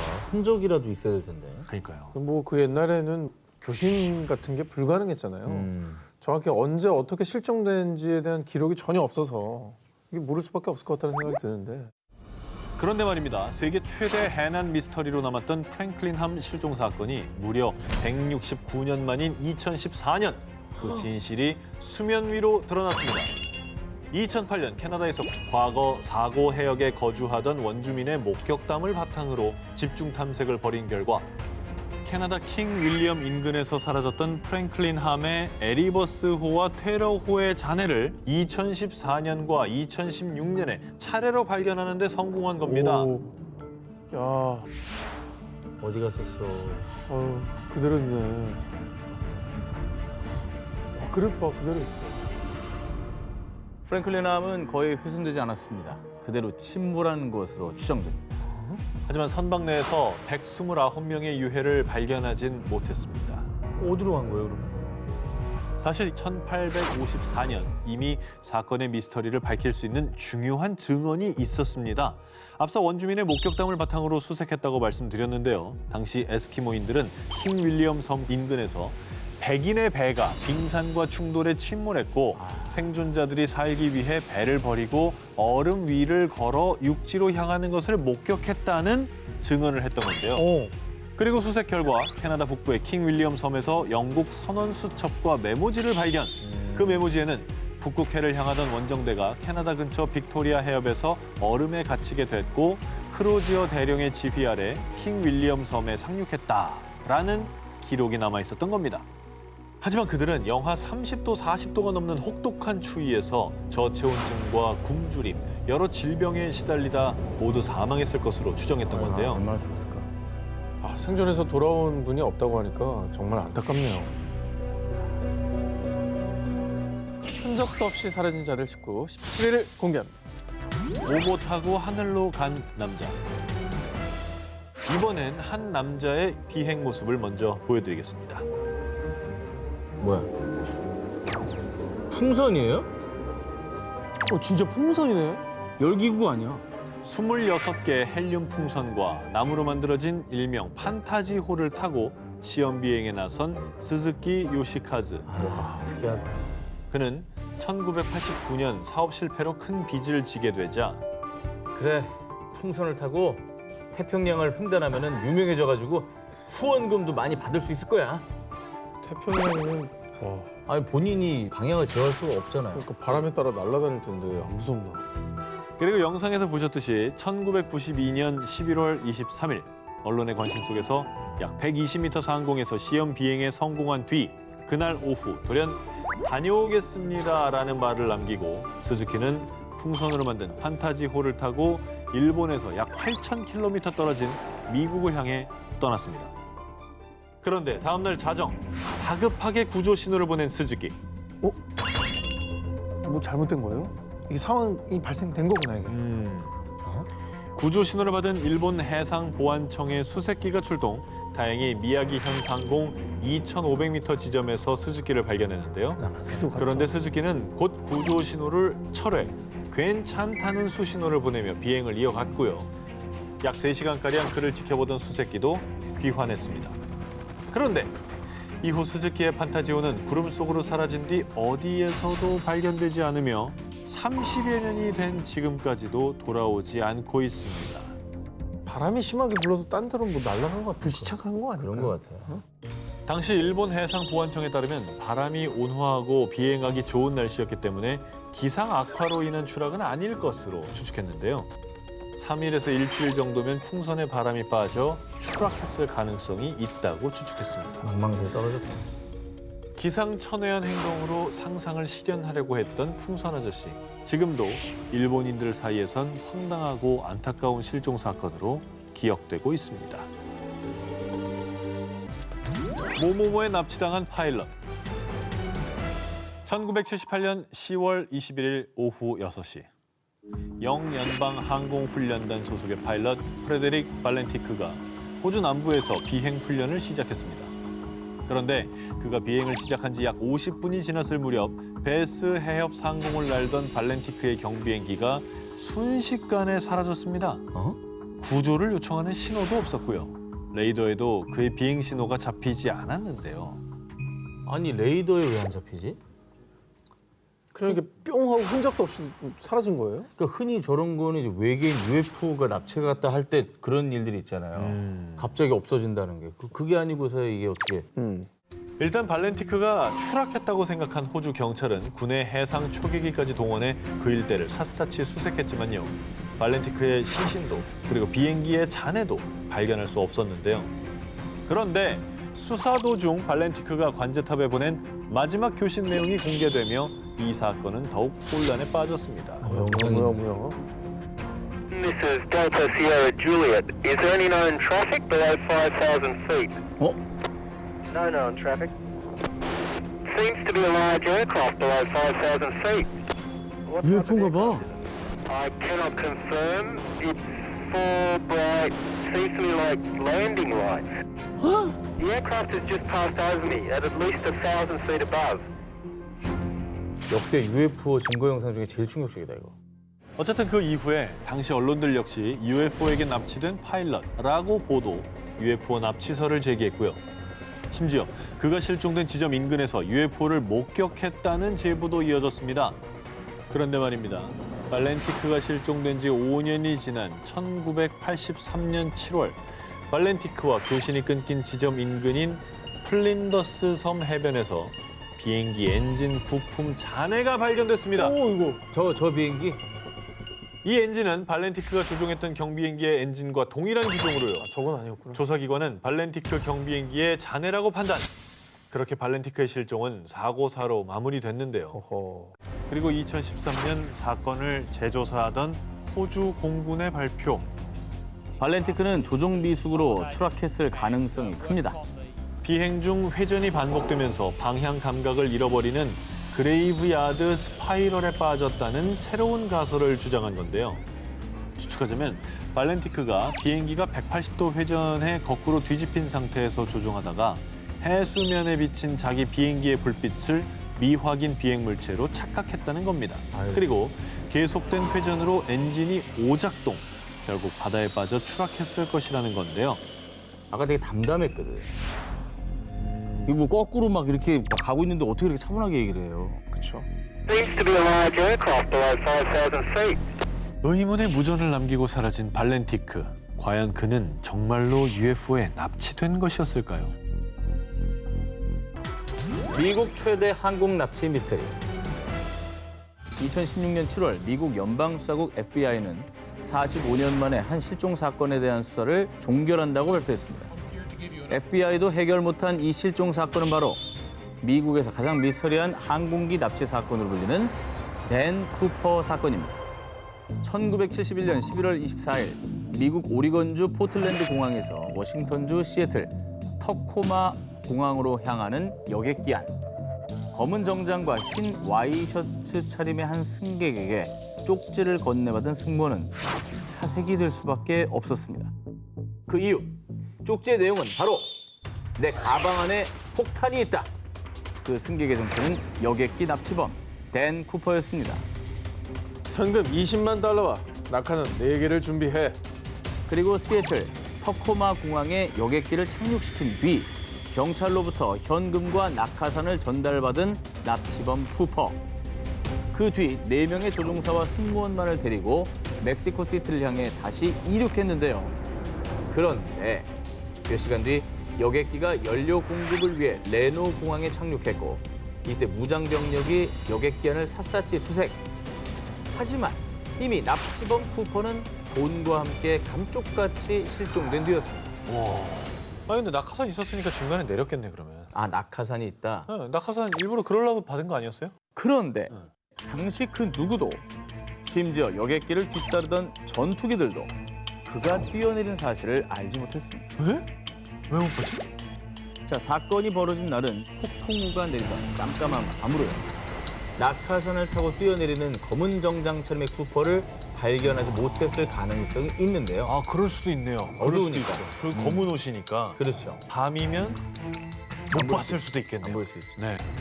자, 그래서 수사기관들은 그를 고도의 훈련을 받은 공수부대 출신의 스카이다이버로 추측하게 됐는데요.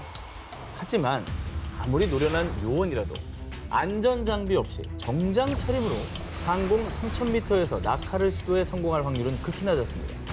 그래서 FBI는 그가 사망했을 확률이 크다고 추측해 낙하 예상 지점 일대를 샅샅이 수색했지만 그의 시신은 발견되지 않았습니다. 그런데 납치범 쿠퍼가 실종된 지 9년 뒤인 1980년 콜롬비아강 주변에서 현금 따발을 발견.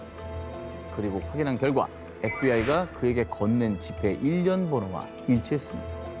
증발한 것처럼 실종된 비행기 납치범. 그는 정말 탈출에 성공했을까요? 아니면 전문가들의 말대로 실패로 끝난 걸까요? 진실은 여전히 풀리지 않고 있습니다. 흔적도 없이 사라진 자들 19, 14위를 공개합니다.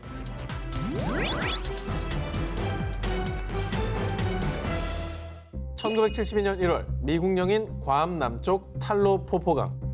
설치해두었던 어망을 확인하기 위해 강을 찾은 주민들은 깜짝 놀라고 말았는데요. 으아! 당신 누구야? 정체가 뭐야? 시커먼 털이 덥수룩하고 삐쩍 마른 몸에 구부러진 등, 마치 짐승 같은 행색을 한 기괴한 모습의 남성과 맞닥뜨린 겁니다. 자, 조사 끝에 밝혀진 그의 충격적인 정체. 그는 무려 28년 전 실종된 일본인 요코이 쇼이치였습니다. 자, 쇼이치는 무려 28년이나 괌의 깊은 숲속의 밀림에서 사람들과의 교류를 끊고 홀로 은밀하게 숨어 살아왔던 건데요. 야, 그럴 수가 있나? 자, 때는 제2차 세계대전 중이던 1944년 일본이 점령한 괌을 탈환하려는 미국과 이에 맞선 일본의 대대적인 전투가 벌어졌습니다. 그리고 이때 쇼이치는 일본군으로 참전, 괌에서 미국과 맞서 싸우는데요. 괌이 미군에 점령되며 많은 일본군이 전사한 가운데 그는 깊은 숲속으로 도망쳐 땅굴을 파고 숨었던 겁니다. 아니 1944년부터 숨어 살았다면 1945년에 전쟁이 끝나잖아요. 바로 1년 만에. 네. 근데 왜 계속 숨어 산 거죠? 자, 안타까운 사실이 있습니다. 자, 쇼이치는 일본이 패전하고 전쟁이 끝났다는 사실도 모른 채 발각되면 죽는다는 두려움을 안고 죽은 듯이 숨어 살았던 겁니다. 아유, 그냥 잡히면 죽는다라 생각한 거야. 무조건 숨었구나. 그냥. 보이면. 자, 쇼이치에게 생존은 전투와 같았습니다. 처음엔 쥐, 뱀, 두꺼비 등을 잡아먹다가 점차 생존 능력이 향상. 와. 직접 통발을 만들어 인근 강에서 물고기를 사냥했고요. 야. 심지어 재단공 경력을 살려서 옷도 만들어 입었는데요. 그는 미군에 발각되지 않기 위해 행동 반경을 최소화해서 엄폐하였는데요. 일단 대나무숲 밑에 땅굴을 파 낮에는 그곳에서 쥐 죽은 듯이 숨어 있었다고 합니다. 자, 그런데 말입니다. 나중에 밝혀진 놀라운 사실. 쇼이치의 험난한 야생 생활이 시작된 지 8년 뒤인 1952년 그는 우연히 발견한 미군의 전단을 보고 일본이 패전했다는 사실을 알게 됐었더라는 건데요. 오. 하지만 살아서 포로가 되는 치욕을 당할 순 없지. 결국 나 홀로 밀림 생활을 선택했던 겁니다. 일제가 얼마나 잔혹했으면은. 자기 병사를 세뇌시킨 거예요. 아. 죽은 줄로만 알았던 쇼이치가 무려 28년 만에 귀환하자 일본 언론에서는 이를 28년 만에 발견된 일본군, 살아 돌아온 패잔병이라고 대대적으로 보도했는데요. 그리고 일본으로 돌아온 쇼이치가 한 첫마디. 살아 돌아와 부끄럽습니다. 이게 일본 군국주의라는 괴물이 낳은 비극입니다, 이건. 자, 이번에 소개해드릴 특종, 무려 95년 만에 실마리를 찾은 미 해군 최대 미스터리 실종 사건입니다. 95년이요. 이게 거의 뭐 한 세기로 가는군요. 때는 1921년 3월 25일 승무원 56명을 태운 예인선 코네스토가가 미국 샌프란시스코에서 출항, 목적지인 사모아로 향했는데요. 그런데 태평양 바다 한가운데서 감쪽같이 사라진 배. 오, 난파 당한 건가요? 자, 해군이 경위 파악을 했을 때는 경유지인 오하우에는 도착했었다고 합니다. 당시 이 보고를 토대로 하와이의 오아우 섬 인근 해역에서 수색 작업을 실시. 여러 항공기와 60척의 선박 등 수많은 인력이 동원됐는데요. 그런데 말입니다. 배가 어딘가 부딪혀 침몰했다면 연료 탱크에 기름이 유출됐을 텐데 그렇죠. 자, 해군은 기름띠의 흔적조차 찾지 못했고요. 그 어디에서도 배 유류품을 발견하지 못했습니다. 자, 그렇게 귀신처럼 흔적 하나 없이 증발해버린 코네스토가 결국 1921년 6월 30일 미 정부는 수색을 포기, 실종 선언을 하면서 코네스토가 실종 사건은 미 해군 최대의 미스터리로 남게 된 겁니다. 배가 침몰을 해도 반드시 물 위에서 보여야 되는 것들이 몇 개 있습니다. 그 중에 하나가 기름 띈 거고 구명조끼만은 반드시 물 위에 떠 있어요. 근데 하나도 안 보였다는 거 아니에요, 이게. 버뮤다 삼각지대 뭐 그런 것처럼 이렇게 확 증발해버린 거예요? 2009년 오래된 난파선들에 대한 기록을 찾기 위해 바다에서 수중 음파 탐지 중 정체불명 난파선의 존재 가능성이 제기됐었는데요. 이에 2014년부터 본격적으로 수중 탐사를 한 결과 이 난파선이 코네스토가의 잔해로 확인된 겁니다. 이에 미국 국립해양대기청은 인근 해역을 수색했고요. 2016년에 드디어 예인선 코네스토가를 찾아낸 겁니다. 무슨 세월을 화단처럼 저렇게 다 자리를 해버렸네. 되게 살지 않아요? 배 형태가? 아니 그리고 너무 그대로 내려왔는데 기울지도 않고. 여기서 놀라운 것은 이 배가 하와이 인근이 아닌 샌프란시스코에서 약 50km 떨어진 해역에서 발견됐다는 겁니다. 아, 얼마나 길어 저 거리가. 뭔 소리야 이게? 하와이엔 들렀다면서요? 오아후에서 마지막으로 이제 만났었죠. 근데 다시 샌프란으로 오는 예정이 아니었잖아요. 사모안가로 간다 그러지 않았어요? 사실 코네스토가가 경유진 하와이의 오아후에 도착했다는 보고 자체가 잘못된 것이었습니다. 아이, 뭐야. 미 해군은 뒤늦게 이 사실을 알고 수색 범위를 넓혔지만 끝내 코네스토가를 발견하지 못했던 겁니다. 자, 그리고 95년 뒤 하와이가 아닌 샌프란시스코에서 코네스토가를 찾아낸 미국 국립해양대기청은요. 코네스토가가 강풍으로 침몰했을 가능성이 크다라고 발표했습니다. 근데 조난당한 거면 이제 구조 신호를 보냈어야 되는 거 아니에요? 게다가 본토와도 더 가까운데요. 근데 왜 또 그건 안 보냈지? 50km면 진짜 인근인데. 과연 그날 그 배에서는 무슨 일이 있었던 걸까요?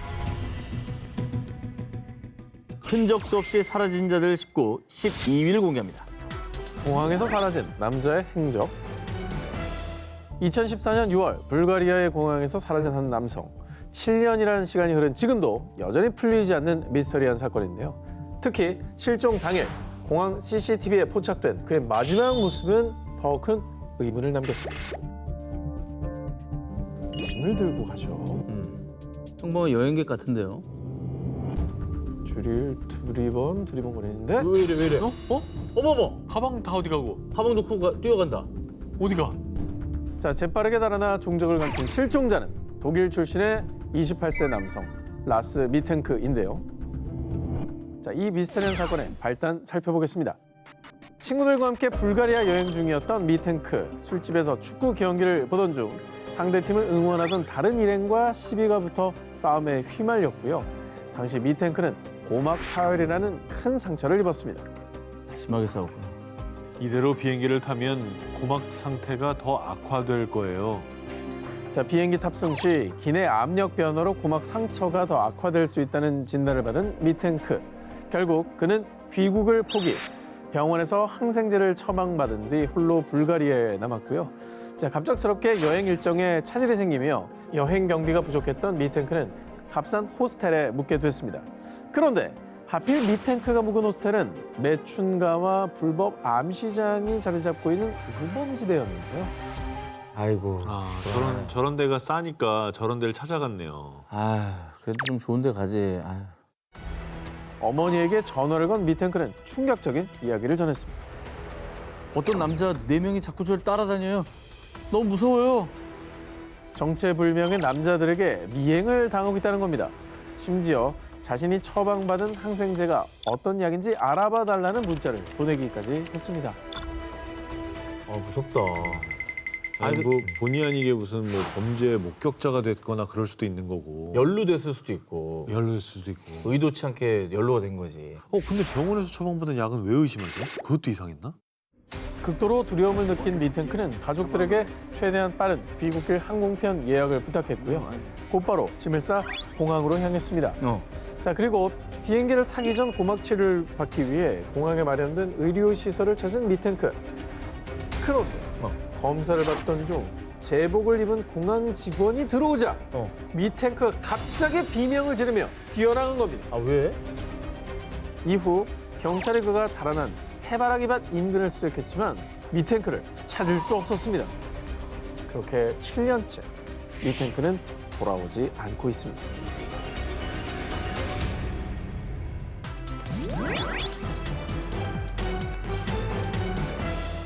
산업혁명 이후인 19세기 말 해외 무역량이 급격히 증가하기 시작한 영국.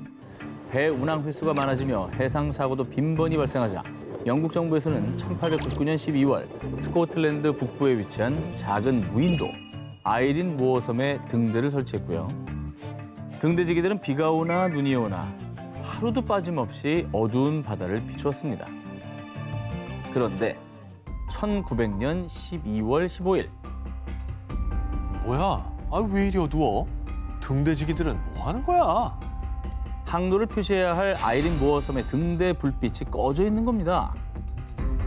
깜빡하고 이 불빛을 안 비춘 거 아닙니까? 아니 뭐 등대가 고장이 났던지. 이에 영국 정부에서는 사태 파악을 위해서 며칠 후 아이린 모어섬의 조사대를 파견했는데요. 그런데 아무 인기척이 느껴지지 않는 등대. 원래라면 등대에 함께 상주하고 있어야 할 등대지기 3명. 토마스 마셜, 제임스 다켓, 도널드 메가더. 이들이 모두 감쪽같이 사라진 겁니다. 철칙에 따르면 한 명은 무조건 등대 안을 지켜야 하는데 한 명도 남김없이 등대지기 3명 모두 어디론가 증발해버린 겁니다. 어딜 간 거지? 이게 철칙을 어긴 거 아니에요, 이 정도면? 자, 여기서 이상한 점은요. 등대지기용 방수복 3벌 중에 2벌만 사라지고 한 벌의 방수복은 남아 있었다는 겁니다. 등대 밖 방파제에 나가려면 반드시 방수복을 입어야 하는데요. 한 벌의 방수복이 남아 있었다는 거는 등대 안에 한 명의 사람은 남아 있었다는 얘기입니다. 근데 방수복만 입고 사람은 사라진 것이죠. 한 명은 뭔가 피치 못한 사정이 있었던 건가요? 방수복도 못 입고 일단 등대 밖을 나갔다고 한다면 그런데 섬 일대를 수색하다가 부서져서 나뒹구는 나무 상자들과 휘어진 철제 난간 등 마치 폭풍에 휩쓸린 듯한 흔적들이 발견되기도 했는데요. 그래서 조사대는 3명의 등대지기들이 풍에 휘말려 목숨을 잃었다고 추정, 상부에 보고했습니다. 그런데 무슨 소리야? 그날은 폭풍이 불지 않았다고. 등대지기들이 사라진 것으로 추정되는 12월 15일에는 폭풍이 불지 않았던 것입니다. 거봐. 실제로 등대지기들이 마지막으로 남겨놓은 등대 일지에도요. 바다는 고요했다라고 기록돼 있었습니다. 그날 이후로 그들의 시신은 물론 바다에서도 유류품 한 점조차 발견되지 않았고요. 결국 등대지기 3인의 행방과 진실은 지금까지도 미스테리로 남아 있습니다. 2005년 5월 26일 카리브해 휴양지 아루바 섬으로 졸업여행을 떠난 고등학생들. 즐거웠던 닷새간 여행이 끝나고 집으로 돌아가기 위해 공항에 모였습니다. 그런데 잠시만, 비행기 시간 다 돼가는데 할로웨이는 어딨어? 당시 학교 측에서는 묵었던 호텔로 돌아와 할로웨이를 찾아봤지만 호텔엔 그녀의 짐과 여권만 남아있을 뿐 할로웨이를 찾을 순 없었습니다. 짐이랑 여권이랑 다 두고? 할로웨이 실종 소식을 접한 어머니는 깜짝 놀라 아루바 섬으로 달려왔고요. 할로웨이의 한 친구로부터 딸의 마지막 행적에 대해 들을 수 있었습니다. 할로웨이가 어젯밤 바에서 어떤 남학생이랑 나가는 걸 봤어요. 요란 반데르 슬루트라라는 남학생과 함께 사라졌다는 겁니다. 그로부터 4일 뒤 경찰은 할로웨이가 사라진 날 밤 함께 있었던 슬루트와 그의 친구들을 유력한 용의자로 체포했습니다. 어쨌든 제일 수상한 건 맞죠. 그렇죠. 늦게까지 바에 최후로 같이 있었던 사람이라는 증언이 나왔잖아요. 예. 그런데 말입니다. 아니, 난 할로웨이를 호텔에 데려다 줬다고요. 호텔 경비원이 걔를 에스코트 해줬다니까요. 이에 경찰은 호텔 경비원 2명을 추가 체포, 그들의 집을 샅샅이 수색했지만요. 그 어디에서도 할로웨이를 납치했다는 증거를 발견하지 못했습니다. 결국 이들 모두 무혐의로 석방됐죠. 그런데 뒤늦게 전해진 충격적인 소식. 슬루트가 의심스러웠던 네덜란드의 한 방송 기자가 몰래 카메라를 촬영. 할로웨이? 이게 술 마시다 죽은 거야. 괜히 귀찮아질까 봐 바다에 시신 버렸지. 그럼 호텔에 데려다 줬다라는 것도 거짓말이고. 그러네. 아니 너무한데요. 이거 신고를 하거나 병원에 데리고 가야지. 그렇죠. 바다에 이걸 버리다니요. 자, 그런데 말입니다. 2008년 2월 슬루트의 자백이 언론을 통해 보도되며 미 전역이 들끓자 슬루트는요. 난 그냥 친구가 듣고 싶어하는 얘기를 해줬을 뿐이라고요. 그때 제가 말한 건 다 거짓말이에요. 자신은 할로웨이 실종과는 무관하다고 주장했는데요. 그리고 아루바의 법원은 몰래 촬영한 영상은 증거물이 될 수 없다고 판단. 그렇게 슬루트는 또다시 수사망을 벗어났습니다. 야, 이게 법망을 교묘하게 잘 벗어났네요. 이 사람이 범인인지 아닌지 뭐 지금 알 수가 없지만 그 죽은 사람이나 죽은 사람들한테 죽은 사람의 가족들에 대한 예의로라도 그렇죠. 저런 소리는 하면 안 됩니다. 그렇게 거짓말로 할로웨이의 가족과 경찰을 농락한 슬루트는 페루로 도주했습니다. 뭐야? 그런데 얼마 지나지 않아 도주했던 슬루트가 체포됐다는 소식이 들려왔습니다. 범인일 줄 알았어. 난 약간 냄새가 났어요. 이게. 아, 그래요? 예. 그런데 말입니다. 슬루트는 할로웨이 사건으로 체포가 된 것이 아니라 페루의 한 호텔에 머물던 다른 여성을 살해한 혐의로 체포된 것이었습니다. 결국 그는 이 사건으로 징역 28년을 선고받았습니다. 지금 이 범행을 저지른 것만 봐도 네, 심증은 확실한데. 도대체 그날 밤 할로웨이에게는 무슨 일이 있었던 걸까요? 실종 미스터리 베닝턴 삼각지대. 수많은 항공기와 선박이 사라지는 미스터리 트라이앵글 버뮤다 삼각지대. 그런데 미국 동북부 버몬트주에 일명 육지의 버뮤다 삼각지대가 존재한다고 합니다. 바로 버몬트주 베닝턴에 있는 글래스텐베리 산을 중심으로 우드포드, 샤프트베리, 서머셋 지역을 포함하는 삼각지대, 베닝턴 삼각지대입니다. 근데 저 삼각형의 지대 안에서 실종 사건이 그러면 계속 나오는 건가요? 그렇습니다. 이 공포의 베닝턴 삼각지대, 미스테리한 연쇄 실종 사건은 76년 전부터 시작됐습니다. 1945년 11월 이 지역의 베테랑 사냥 가이드 미디 리버스는 여느 날과 다름없이 당시 4명의 사냥꾼을 이끌고 숲으로 들어갔는데요. 그런데 리버스가 어디 갔지? 사냥을 마치고 돌아오던 길 무리에서 조금 앞서 걷던 리버스가 어느 순간 보이지 않게 된 겁니다. 뭐야? 그리고 아무리 기다려도 돌아오지 않자 마을 주민을 비롯해 미군까지 출동. 그 일대를 샅샅이 수색했지만 리버스의 흔적은 어디에서도 찾을 수가 없었습니다. 베테랑 사냥 가이드라면서요. 그렇죠. 이거 한두 번 다닌 길도 아니고 그 동네를 아주 손바닥 보듯이 훤히 알 텐데. 이게 흔히 말하는 눈 감고도 다닌다 얘기하잖아요. 그럼. 이게 길을 잃은 건 아닐 것 같은데. 뭐 야생동물이랑 마주쳤나? 자, 그런데 실종 사건은 이게 다가 아니었습니다. 리버스 실종 1년 뒤인 1946년 12월 베닝턴 삼각지대의 롱 트레일로 하이킹을 하러 간 대학생 폴라 웰든. 하지만 다음 날 웰든이 수업에 참석하지 않자 이후 실종 신고가 접수됐고요. 갑자기 사라진 웰든을 찾기 위해 대규모 수색대가 투입됐는데요. 하이킹을 하러 갈 당시 웰든은 눈에 띄는 빨간색 옷을 입고 있어서 그녀를 봤다는 목격자들도 많았지만요. 그녀 역시 어떤 흔적도 발견되지가 않았죠. 목격자는 많은데 흔적이 하나도 없다라는 게 공통된 거잖아요. 마지막 포인트를 못 봤다는 겁니다. 저 이상하다. 이상하다 진짜. 자, 게다가 과학적으로 도저히 설명할 수 없는 실종도 발생했습니다.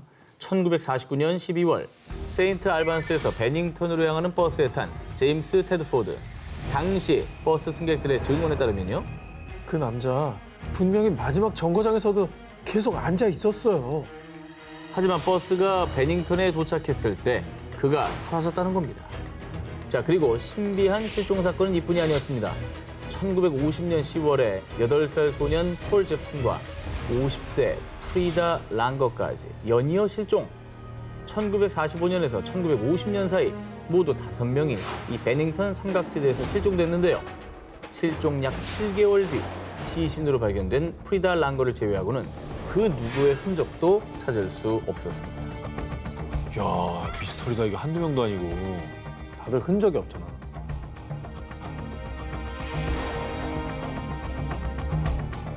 흔적도 없이 사라진 자들 19, 8일 공연.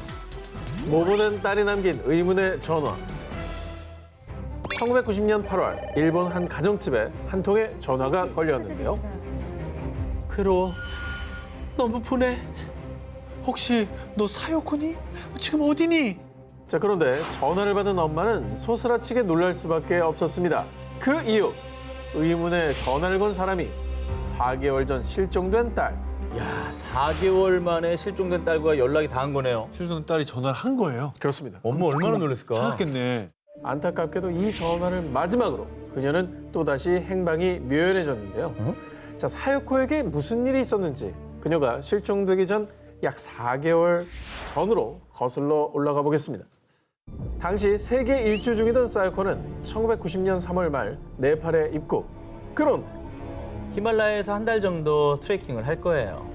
4월 3일 카트만두에서 보낸 편지를 끝으로 사요코는 연락 두절되며 실종. 가족들은 사요코를 찾기 위해 네팔로 향했고요. 자, 일본 대사관과 네팔 경찰의 수사 끝에 안나푸르나 인근 도시 포카라의 한 호텔에서 사요코의 흔적을 발견했습니다. 그런데 그녀가 머물렀던 호텔 방 안엔 가방, 옷, 돈 등 소지품이 그대로 있었는데요. 뭐야? 소지품이 그대로 있었으면은 네. 이거는 이동하러 나간 게 아니라 여기다가 여정을 풀고 뭐 앞에 나가서 뭐 커피를 한잔 한다든지. 주변을 좀 뭐 관광을 한다거나.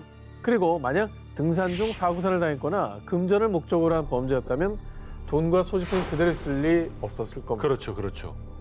당시 수색에 나섰던 네팔 경찰은 어떤 사건에 휘말린 것인지 사고인지 판단조차 할 수 없습니다. 라고 발표. 그리고 4개월 뒤 그렇게 사요코에게서 전화가 걸려왔지만 분하다는 말만 남기고 끊어진 전화.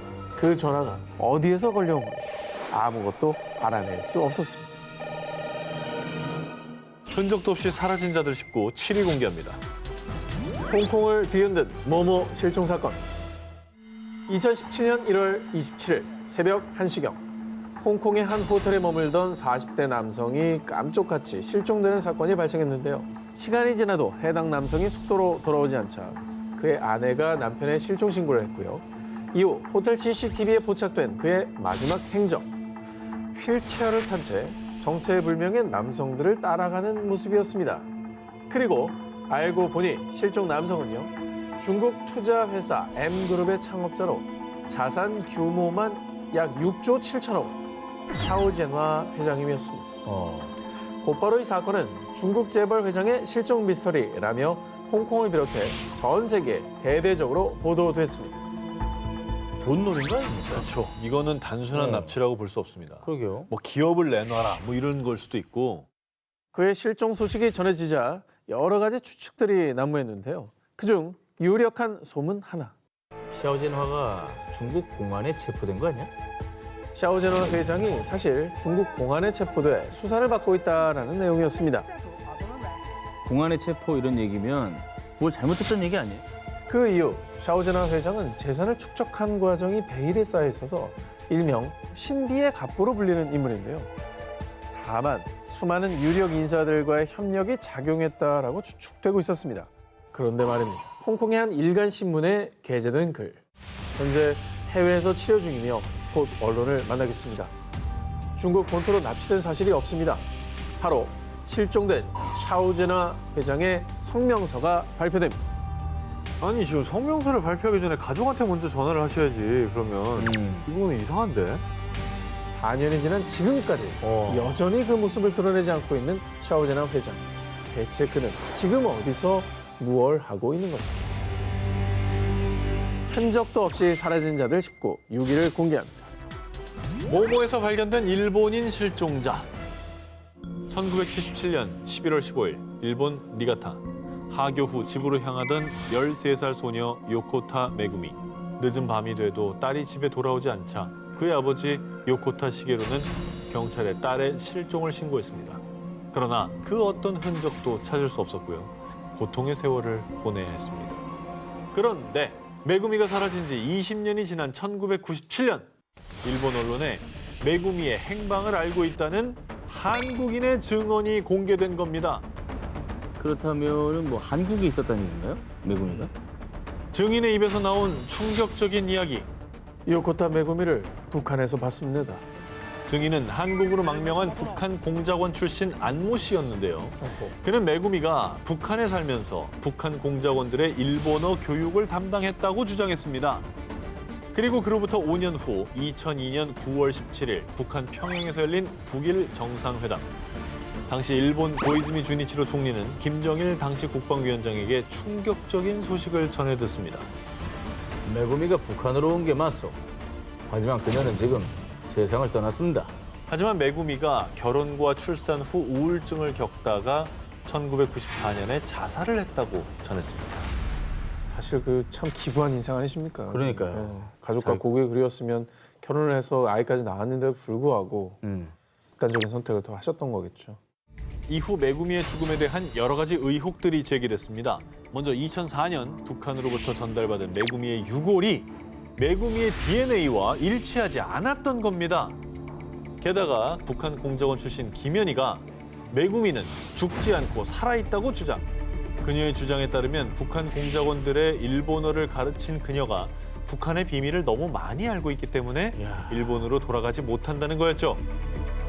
자, 뭔가 석연치 않은 부분이 분명히 있는 것 같아요. 증언들이 계속 나오고 있고 뭔가 앞뒤는 안 맞네요. 생존 모습을 봤다고 또 하는 증언들이 있으니까. 부디 그리운 가족의 품으로 하루빨리 돌아갈 수 있길 바랍니다. 실종인가 납치인가.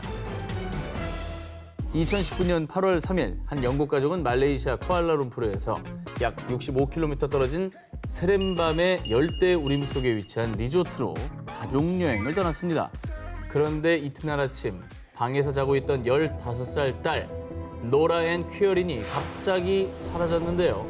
1층 거실 창문이 살짝 열려 있을 뿐 노라는 자신의 방을 비롯해 리조트 그 어디에서도 보이지 않았습니다.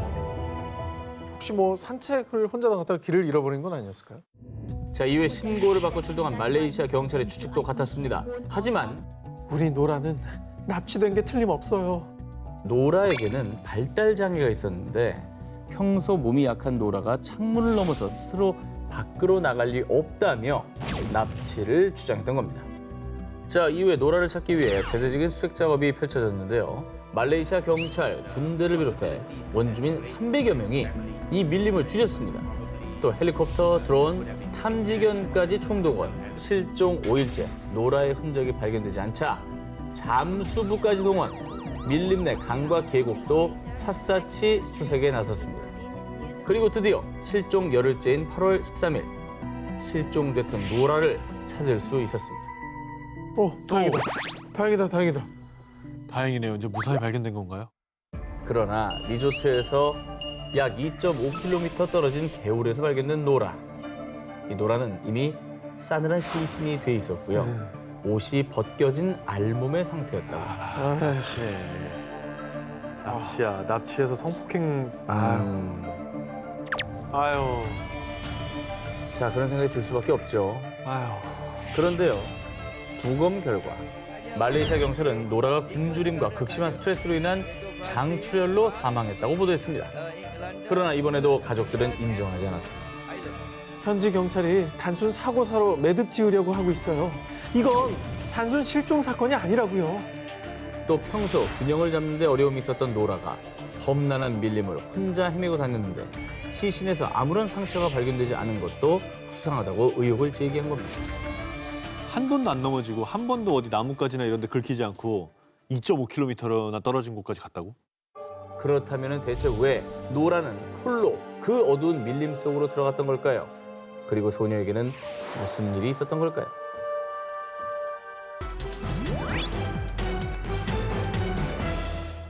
브라질 출신의 모델 엘로이자 핀투 폰테스.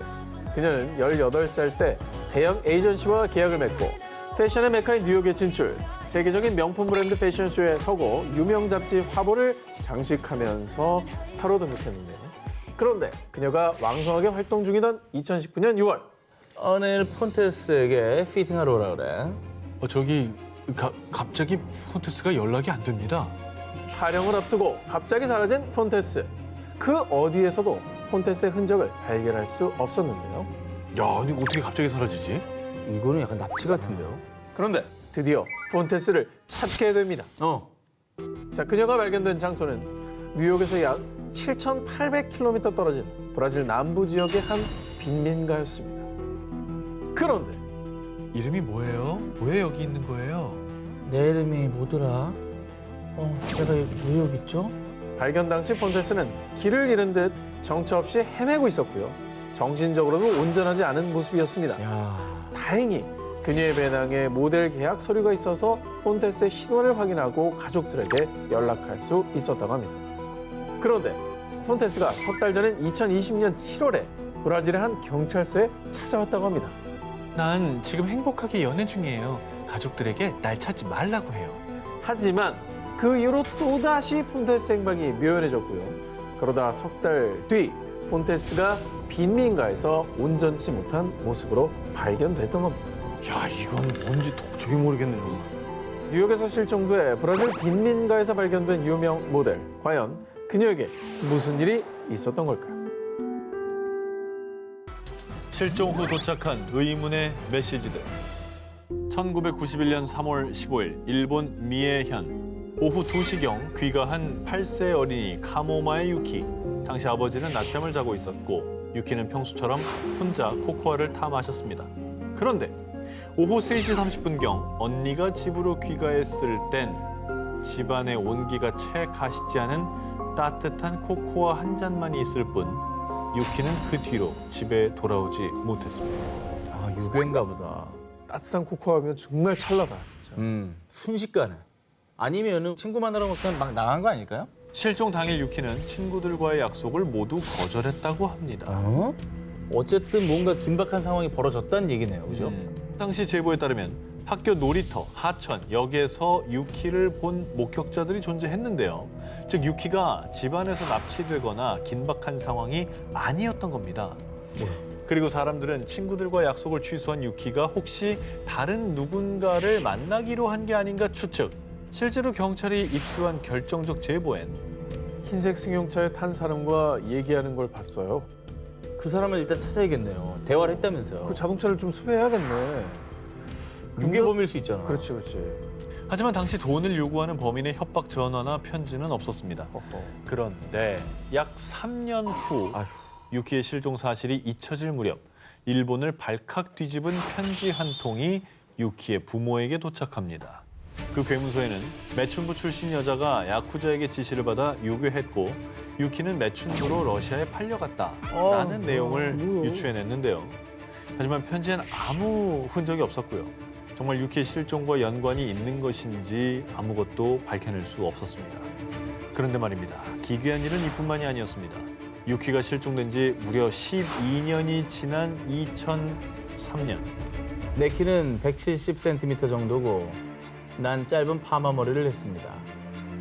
한 남성이 유키의 집에 전화를 걸어 대뜸 자신의 인상착의를 설명했습니다. 뭐야 갑자기? 갑자기 뜬금없이 그걸 설명한다고요? 자, 이런 반응이 나오죠. 당연합니다. 그런데 남성이 말한 짧은 파마 머리는 유키 실종 당시 흰색 승용차에 탄 남성의 인상착의와 일치. 놀라운 점은 당시 경찰은 남성의 인상착의를 언론에 발표하지 않았다는 겁니다. 하지만 전화의 발신지나 발신자를 파악할 수는 없었고요. 유키 실종은 여전히 의문에 의문을 더하며 일본의 3대 아동 실종 사건으로 남았습니다. 흔적도 없이 사라진 자들 19 1위 후보 헤드라인 공개해 주시기 바랍니다.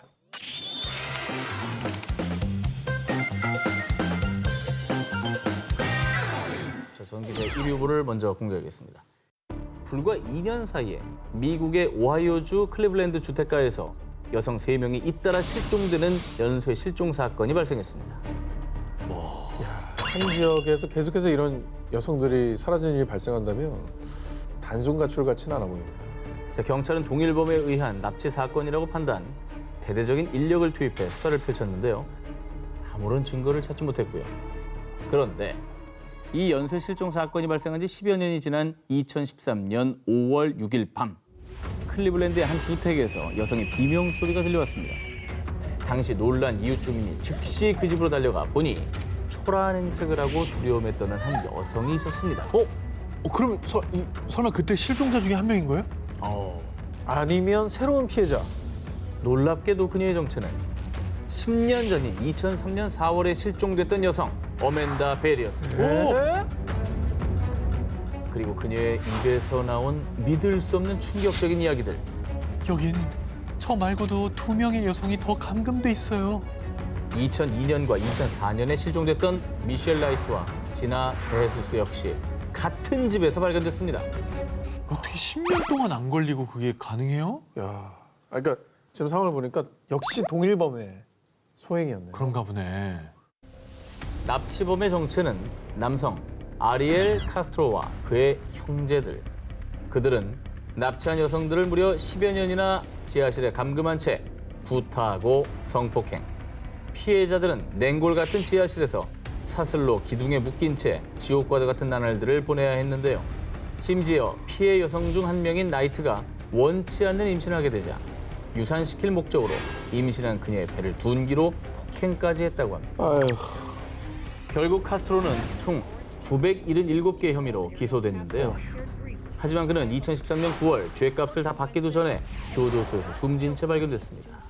어떻게 10년 동안 사람을 가뒀는데 그걸 못 찾을 수가 있는지. 그렇죠. 왜냐면 뻔히 이게 뭐 산골짜기도 아니고 주택가에 있었는데. 같은 그 동네예요. 그러니까 게다가 이웃이고. 야. 자, 당시 경찰은요, 납치범인 카스트로와 관련된 신고 전화가 없었다고 밝혔는데요. 하지만 카스트로 집 뒷마당에서 여성이 기어다니는 걸 본 적 있어요. 난 그 집에서 누군가 쿵쿵 두드리는 소리가 나길래 신고했었다고요. 하지만 당시 경찰은 현관문을 두드리고는 응답이 없자 그대로 현장을 떠났다고 합니다. 무려 10여 년의 소중한 세월을 송두리째 빼앗겨버린 피해자들. 그녀들의 잃어버린 10년의 시간은 어떻게 보상받을 수 있을까요? 2014년 9월 26일 밤 멕시코 남서부 게레로주에 위치한 한 교육대 학생들은요. 이괄라에서 열리는 교사 임용 차별 반대 시위에 참가하기 위해 버스로 이동 중이었습니다. 그런데 이 버스에 타고 있던 43명의 학생들이 실종되는 사건이 발생했습니다. 아, 어떻게 43명이 갑자기 한꺼번에 없어집니까? 그러게. 당시 버스에 함께 타고 있다가 도망친 학생들의 증언에 따르면요. 복면을 한 괴한들이 나타나 총격을 가하고 우리를 습격했어요. 갑자기 나타난 괴한들의 습격을 받은 버스. 아니, 뭐야. 그리고 교대생 43명 실종 발생 2달 뒤인 11월 멕시코 연방검찰총장이 발표한 충격적인 수사 결과 지역갱단이 학생들을 납치한 뒤 살해한 것으로 밝혀졌습니다. 왜 죽여요? 아, 깽단하고 학생들하고 무슨 연관관계가 있습니까? 그런데 검찰이 밝힌 더 놀라운 사실은 그 갱단을 사주한 것이 바로 지역 경찰이었던 겁니다. 시위 잠재우려고? 그렇습니다. 경찰들은 시위에 참가하는 학생들을 해산시키기 위해 납치한 뒤 너의 경쟁 조직원들이야. 알아서 처리해. 응? 학생들을 경쟁 조직원이라고 속여 지역 갱단에 넘겼고요. 이후 갱단이 학생들을 살해한 뒤 이들의 흔적을 없애기 위해 시신을 불태운 뒤 강에 버렸다는 겁니다. 우와. 시위를 잠재우려고 깽단을 이용한다고요? 그것도 무고한 학생들을. 경찰이 그런데 여러분, 여기서 한두 명도 아니라 무려 43명의 건장한 대학생들을 살해한 뒤 그 시신을 불태운다? 이거 결코 쉬운 일이 아닙니다. 그렇죠. 실종 학생들의 가족들과 미주인권위원회의 주장에 따르면요.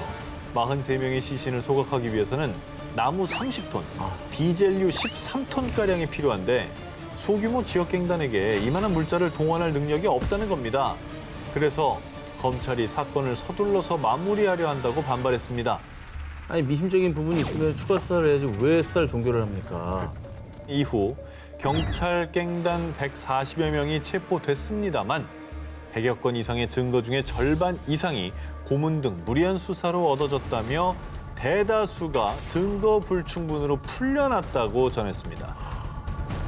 저 지금 이 실종 사건에 개입한 다른 세력이 뭔가 배후의 세력이 있었다는 얘기네요. 그런- 합리적인 추론이네요. 그치, 그런 추론이 가능하죠.